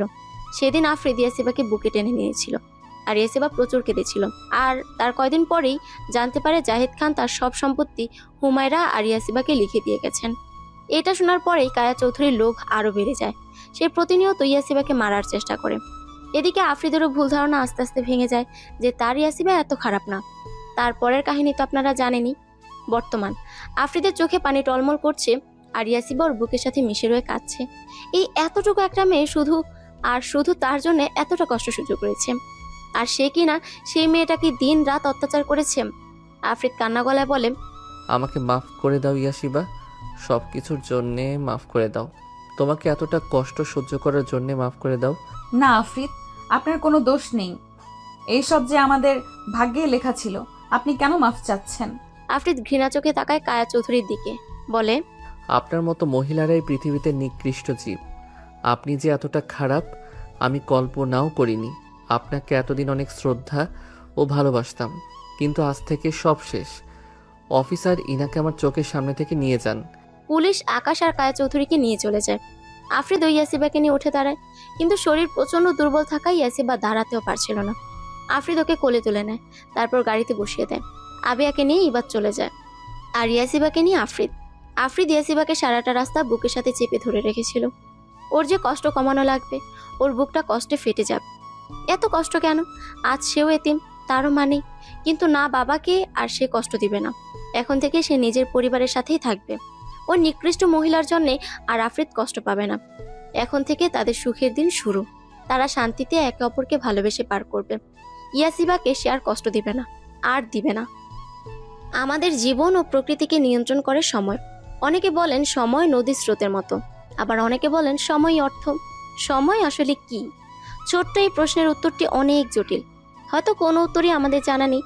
প্রাত্যহিক জীবনের অভিজ্ঞতা থেকে সময়ের কোনো অতি সুপরিচিত ব্যাখ্যা আমরা দাঁড় করাতে পারি, কিন্তু সত্যিকারের সময় কি সেটা খুঁজে বের করা হয়তো আমাদের পক্ষে আদৌ সম্ভব নয়। বিজ্ঞানী ও গবেষকেরা প্রতিনিয়ত সময় ও সময়ের অস্তিত্বকে গভীরভাবে জানার চেষ্টা করে আসছেন। সময় চলে যায় আপন গতিতে। দেখতে দেখতে কিভাবে 2 বছর কেটে গেছে সেদিনের ঘটনার পর থেকে। সেদিন আফ্রিদ অনেক ভেঙে পড়েছিল। হাজারো হোক, মা হারানোর ব্যথাটা যে সহ্য করবার মতো না। বলে না, ছেলেরা সহজে কষ্ট না পেলে কাঁদে না। সেদিন আফ্রিদ অনেক বেশি কষ্ট পেয়েছিল। ইয়াসিবাকে জড়িয়ে ধরে চিৎকার করে কেঁদেছিল। সেদিনের ঘটনার পর 1 সপ্তাহ পুরো আফ্রিদ চুপচাপ হয়ে গিয়েছিল। পরে আফ্রিদ দেখে যে সে ভেঙে পড়লে ইয়াসিবা কেমন নেতিয়ে যাচ্ছিল। তাই আফ্রিদ নিজের মনকে শক্ত করে। যা হয়েছে তা ওর ভাগ্যে ছিল, আর সে এটা মেনে নিয়েছিল। অনেক কষ্ট করেছে ইয়াসিবা জীবনে, ওকে আর কষ্ট পেতে দিবে না। আফ্রিদ মনে প্রাণে শপথ করে। আজ 2 বছরে আফ্রিদ ইয়াসিবাকে এতটা ভালোবাসা দিয়েছে যে ইয়াসিবা আরো তীব্রভাবে আফ্রিদের ভালোবাসায় ফেসে গেছে। আফ্রিদ আর ইয়াসিবা এখন ইব্রাহিম চৌধুরীর সাথেই থাকে। ইয়াসিবা, আফ্রিদ আর ইব্রাহিম চৌধুরী এই 3 জনকে নিয়ে ভালোই কাটছে তাদের দিন। আফ্রিদ কাজে গিয়েছে একটু আগে। আফ্রিদ যাওয়ার পরে ইয়াসিবা টেবিল গোছাতে শুরু করলো। থালা বাসন নিয়ে রান্নাঘরে যাওয়ার পথেই হঠাৎ ইয়াসিবার মাথাটা ঘুরে ওঠে। নিজেকে নিয়ন্ত্রণ করতে না পেরে ফ্লোরে লুটিয়ে পড়ে। ইব্রাহিম চৌধুরী সোফায় বসে খবরের কাগজ পড়ছিলেন। ইয়াসিবাকে পড়ে যেতে দেখে উনি দ্রুত উঠে দাঁড়ান। ইয়াসিবার কাছে গিয়ে ওকে ডাকতে লাগলো, বৌমা, বৌমা, কি হলো তোমার? চোখ খুলো বৌমা। তারপর জোরে চিৎকার করে সার্ভেন্টদের ডাকে। 2 জন মহিলা সার্ভেন্টস এসে ইয়াসিবাকে উঠিয়ে রুমে নিয়ে শুয়ে দেয়। ইব্রাহিম চৌধুরী আর একটু দেরি না করে দ্রুত কল করেন আফ্রিদকে। মাত্রই হাসপাতালে এসে বসেছিল আফ্রিদ। সাথে সাথে বাবার কল পেয়ে একটু আশ্চর্য হয়। মাত্রই তো বাসা থেকে আসলো, আবার কিছু অঘটন হলো না তো? দ্রুত ফোন রিসিভ করে আফ্রিদ। হ্যালো বাবা। আফ্রিদ, বৌমা, বৌমা। কি হয়েছে বাবা ইয়াসিবার? তুই একটা মহিলা ডাক্তার নিয়ে আয় জলদি, বৌমা অজ্ঞান হয়ে গিয়েছে। কি? আমি এক্ষুনি আসছি বাবা। আফ্রিদ কলটা কেটে আর একটু দেরি না করে একটা মহিলা ডাক্তারকে নিয়ে জলদি বাড়ি পৌঁছায়। রুমে ঢুকে দেখে ইয়াসিবা বিছানায় শুয়ে আছে, আর পাশে ইব্রাহিম চৌধুরী আর 2 জন মহিলা সার্ভেন্টস। আফ্রিদ দ্রুত ইয়াসিবার পাশে বসে ওকে ডাকলো। ইয়াসিবা, চোখ খুলে দেখো, আমি এসেছি। ইয়াসিবার রেসপন্স না পেয়ে আফ্রিদ ওই মহিলা ডাক্তারটাকে বলল, আপনি একটু দেখেন তো ওর কি হয়েছে। আপনি নিজে এত বড় ডাক্তার হয়ে আমাকে কেন বলছেন স্যার? কারণ আমি টেনশনে সব গুলিয়ে ফেলবো, আমার মাথা ঠিক নেই। ওকে ওকে, হাইপার হওয়া লাগবে না, আমি দেখছি। মহিলা ডাক্তারটি ইয়াসিবাকে চেক আপ করেন। তারপর মুচকে এসে তাকায় আফ্রিদের দিকে। আফ্রিদ ভীত কণ্ঠে জিজ্ঞেস করলো, কি হয়েছে ডাক্তার সুমাইয়া, আপনি হাসছেন কেন? কারণ আপনি বাবা আর ম্যাম মা হতে চলেছেন। Congratulation sir. মিষ্টি খাওয়ানো লাগবে আমাদের পুরো হাসপাতালে মানুষদের। আফরিদ জ্যাপ জ্যাপ করে তাকিয়ে আছে ইয়াসিবার দিকে। সে কাপা গলায় বলল, কি বললেন? আবার একটু বলুন না। আপনি বাবা হতে চলেছেন স্যার। ইব্রাহিম চৌধুরী আফরিদকে জড়িয়ে ধরে খুশির আমেজে বলল, my son, I am going to be a grandfather. আহা, কি আনন্দ! I will be a grandfather. ও Allah, thank you so much. Doctor Sumaiya, এই নিন টাকা। আপনি পুরো হাসপাতালকে মিষ্টি কিনে খাওয়াবেন। এটা আপনাকে আমি দায়িত্ব দিলাম। সুমাইয়াকে টাকা দিয়ে কথাগুলো বললেন ইব্রাহিম চৌধুরী। ওকে স্যার, তাহলে এখন আমি আসি। চলো, আমি তোমাকে এগিয়ে দিয়ে আসি। ইব্রাহিম চৌধুরী ডাক্তার সুমাইয়াকে নিয়ে চলে গেলেন। আফরিদ দরজাটা আটকে দিয়ে ইয়াসিবার পাশে বসলো। মেয়েটা ওকে কতটা খুশি দিয়েছে ও বলে বোঝাতে পারবে না। মানুষ বলে না, অতি খুশিতে হিতাহিত জ্ঞান হারিয়ে ফেলে। আফরিদের অবস্থা ঠিক তেমন। জ্ঞান ফিরতেই আস্তে আস্তে চোখ খুলে ইয়াসিবা। মাথাটা ভারবার লাগছে। পাশে চোখ যেতে দেখে আফরিদ তার হাত ধরে বসে আছে। ইয়াসিবা উঠে বসতে নিতেই আফরিদ তাকে ধরে উঠে বসিয়ে দেয়। বলে, এখন কেমন লাগছে? মাথাটা একটু ভার ভার লাগছে। আপনি কখন আসলেন? এই তো একটু আগে। আমার কি হয়েছিল? তুমি জানো না তুমি কি করেছো? আফরিদের গম্ভীর স্বরে বলা কথায় ভয় পেয়ে যায়। আস্তে করে বলে, আমি কি করেছি? হুট করে আফরিদ ইয়াসিবাকে জড়িয়ে ধরল। ইয়াসিবা এবার মনে হয় ভয়ে কেঁদে দিবে। সেও আফরিদকে আলতো হাতে জড়িয়ে ধরল। কি হয়েছে বলুন না। ইয়াসিবা টের পেল ওর কাঁধে গরম পানি ফোটায় ফোটায় পড়ছে। আটকে উঠল ইয়াসিবা। তবে কি আফরিদ কাঁদছে? কিন্তু কেন? ও কি কোনো ভুল করেছে? ইয়াসিবা কোনো মতে কান্না থামানোর চেষ্টা চালিয়ে বলে উঠল, আপনি কাঁদছেন কেন? আমি কি কোনো ভুল করেছি? আপনাকে কি কোনো কষ্ট দিয়েছি আমি? বলতে বলতে ইয়াসিবা কেঁদে দিল। আফরিদ দ্রুত সরে এসে ইয়াসিবার দুগালে হাত দিয়ে ওর চোখের পানি মুছে দিয়ে বলল, হুশ, কাঁদে না। আজ তো আনন্দের দিন। জানো পৃথিবীতে অতিরিক্ত আনন্দ কোনটা একটা পুরুষের জন্য? যখন সে জানতে পারে তার ভালোবাসার মানুষটির মাঝে আরও একটা ভালোবাসার অস্তিত্ব বেড়ে উঠছে, তখন ঠিক কতটা আনন্দ লাগে বলে বোঝাতে পারবো না। দেখো, এই তো কদিন আগেই জীবন সঙ্গী হিসেবে তোমায় নিয়ে নতুন দিগন্তে পা রাখলাম। এরপর থেকে কিছু স্বপ্ন যোগ হয়ে স্বপ্নময় জীবন গড়া শুরু করলাম। প্রথমে আমরা দুজন, তারপর আমাদের হাতে হাত রাখার জন্য আরেকজন অতিথির আগমন ঘটতে যাচ্ছে। এই জীবনে প্রথম বাবা হব। আমাদের ঘরে একটি চাঁদ আসবে। সেই চাঁদে আলোকিত হবে পুরো ঘর, আর তাকে নিয়ে আমাদের স্বপ্নময় একটি সংসার হবে। ধীরে ধীরে আমাদের সন্তান, আমাদের ভালোবাসা। ইয়াসিবার পেটের কাছ থেকে কাপড় সরিয়ে দিয়ে, তোমার গর্ভে বেড়ে উঠছে, তাকে নিয়ে কত পরিকল্পনা করব তুমি ভাবতে পারছো? ঠিক কতটা খুশি আমি। আমাদের একটা ছোট বাবু হবে, তোমাকে মা ডাকবে। সে কি যে সুখ বলে বোঝাতে পারবো না। আফরিদ ইয়াসিবার পেটে চুমু খেলো। ইয়াসিবা বাকরুদ্ধ হয়ে আছে। ওর ভাষা হারিয়ে গিয়েছে। এই কেমন অনুভূতি? মা হয় বুঝি এত সুখ? ইয়াসিবা কিছু না বলে ঝাঁপিয়ে পড়লো আফরিদের বুকে। কেঁদে আফরিদের বুক ভাসিয়ে দিল। আফরিদও কিছু বলল না। ঝরুক না কিছু সুখের অশ্রু, থাকুক না কিছু অব্যক্ত অনুভূতি। অপারেশন রুমে ইয়াসিবার হাত ধরে বসে আছে আফরিদ। এদিকে ইয়াসিবা প্রসব বেদনায় চিৎকার করে কাঁদছে। আফরিদের নিজের চোখ জোড়া ছলছল করছে। আগে কত সার্জারি করেছে, কত মানুষের সন্তান প্রসব করিয়েছে, কিন্তু আজ নিজের সন্তানের বেলায় কোনো শক্তি পাচ্ছে না সে। হাত কাঁপছে তার। তাই অন্য ডাক্তার সুমাইয়াকে দিয়ে ডেলিভারি করানো হচ্ছে। আফরিদ, আল্লাহ এত কষ্ট কেন? আফরিদ, আমি মরে গেলে আমার সন্তানকে আগলিয়ে রাখবেন। এসব বলো নাই ইয়াসিবা, কিছু হবে না তোমার। তোমরা দুজনেই সুস্থ থাকবে। ডাক্তার সুমাইয়া, কি ব্যাপার, এত সময় লাগছে কেন? আমার ইয়াসিবা কষ্ট পাচ্ছে। স্যার, বাচ্চার মাথা আটকে গিয়েছে, বের করতে সমস্যা হচ্ছে। ম্যামকে আর একটু জোরে পুশ করতে বলুন, আর একটু ধৈর্য ধরতে বলুন। সুমাইয়ার কথায় আফরিদ করুণ গলায় ইয়াসিবাকে বলে, ইয়াসিবা, আর একটু শক্তি প্রয়োগ করো, জোরে জোরে নিঃশ্বাস নাও। ইয়াসিবা, ইউ ক্যান ডু ইট। আফরিদের কথায় ইয়াসিবা জোরে জোরে শ্বাস নিতে লাগলো। কিছুক্ষণ পরে বাচ্চার কান্নার আওয়াজ শোনা গেল। সুমাইয়া বলল, অভিনন্দন স্যার এবং ম্যাম, আপনাদের মেয়ে হয়েছে। ইয়াসিবা ঝাপসা চোখে সেদিকে তাকালো। মুচকি হেসে ক্লান্ত চোখ জোড়া সে বুঝে ফেললো। তোয়ালে জড়িয়ে নিজের মেয়েকে আফরিদ কোলে নিয়ে বসে আছে। এক ধ্যানে সে তাকিয়ে তার মেয়ের দিকে।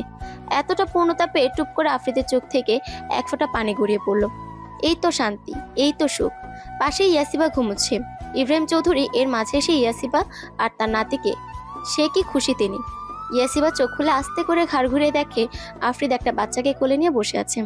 তবে কি এটা ওর বাচ্চা? ওর আর আফরিদের ভালোবাসার চিহ্ন? আমাদের সন্তান। ইয়াসিবার দুর্বল গলা। ইয়াসিবার গলার আওয়াজ পেয়ে তাকায় আফরিদ। বলল, উঠে গেছো? কেমন লাগছে এখন? আপনাকে আর আমাদের সন্তানকে দেখে অনেক ভালো লাগছে। দিন ওকে আমার কোলে দিন। আফরিদ মুচকি এসে মেয়েকে ইয়াসিবার কোলে দিল। ইয়াসিবা কেঁদে দিয়ে বলল, আমার বাচ্চা। আফরিদ দুহাতে ইয়াসিবা আর তার মেয়েকে নিজের সাথে জড়িয়ে নিয়ে বলল, হুম, আমাদের ভালোবাসার চিহ্ন, আমাদের ভালোবাসা। থাকুক প্রতিটি ভালোবাসার মানুষ সুখে। ভালোবাসার এক অথৈ সাগরে ভেসে যাক তারা। সুখে দুঃখে একে অপরের কাছাকাছি, পাশাপাশি থাকুক আজীবন। সমাপ্ত।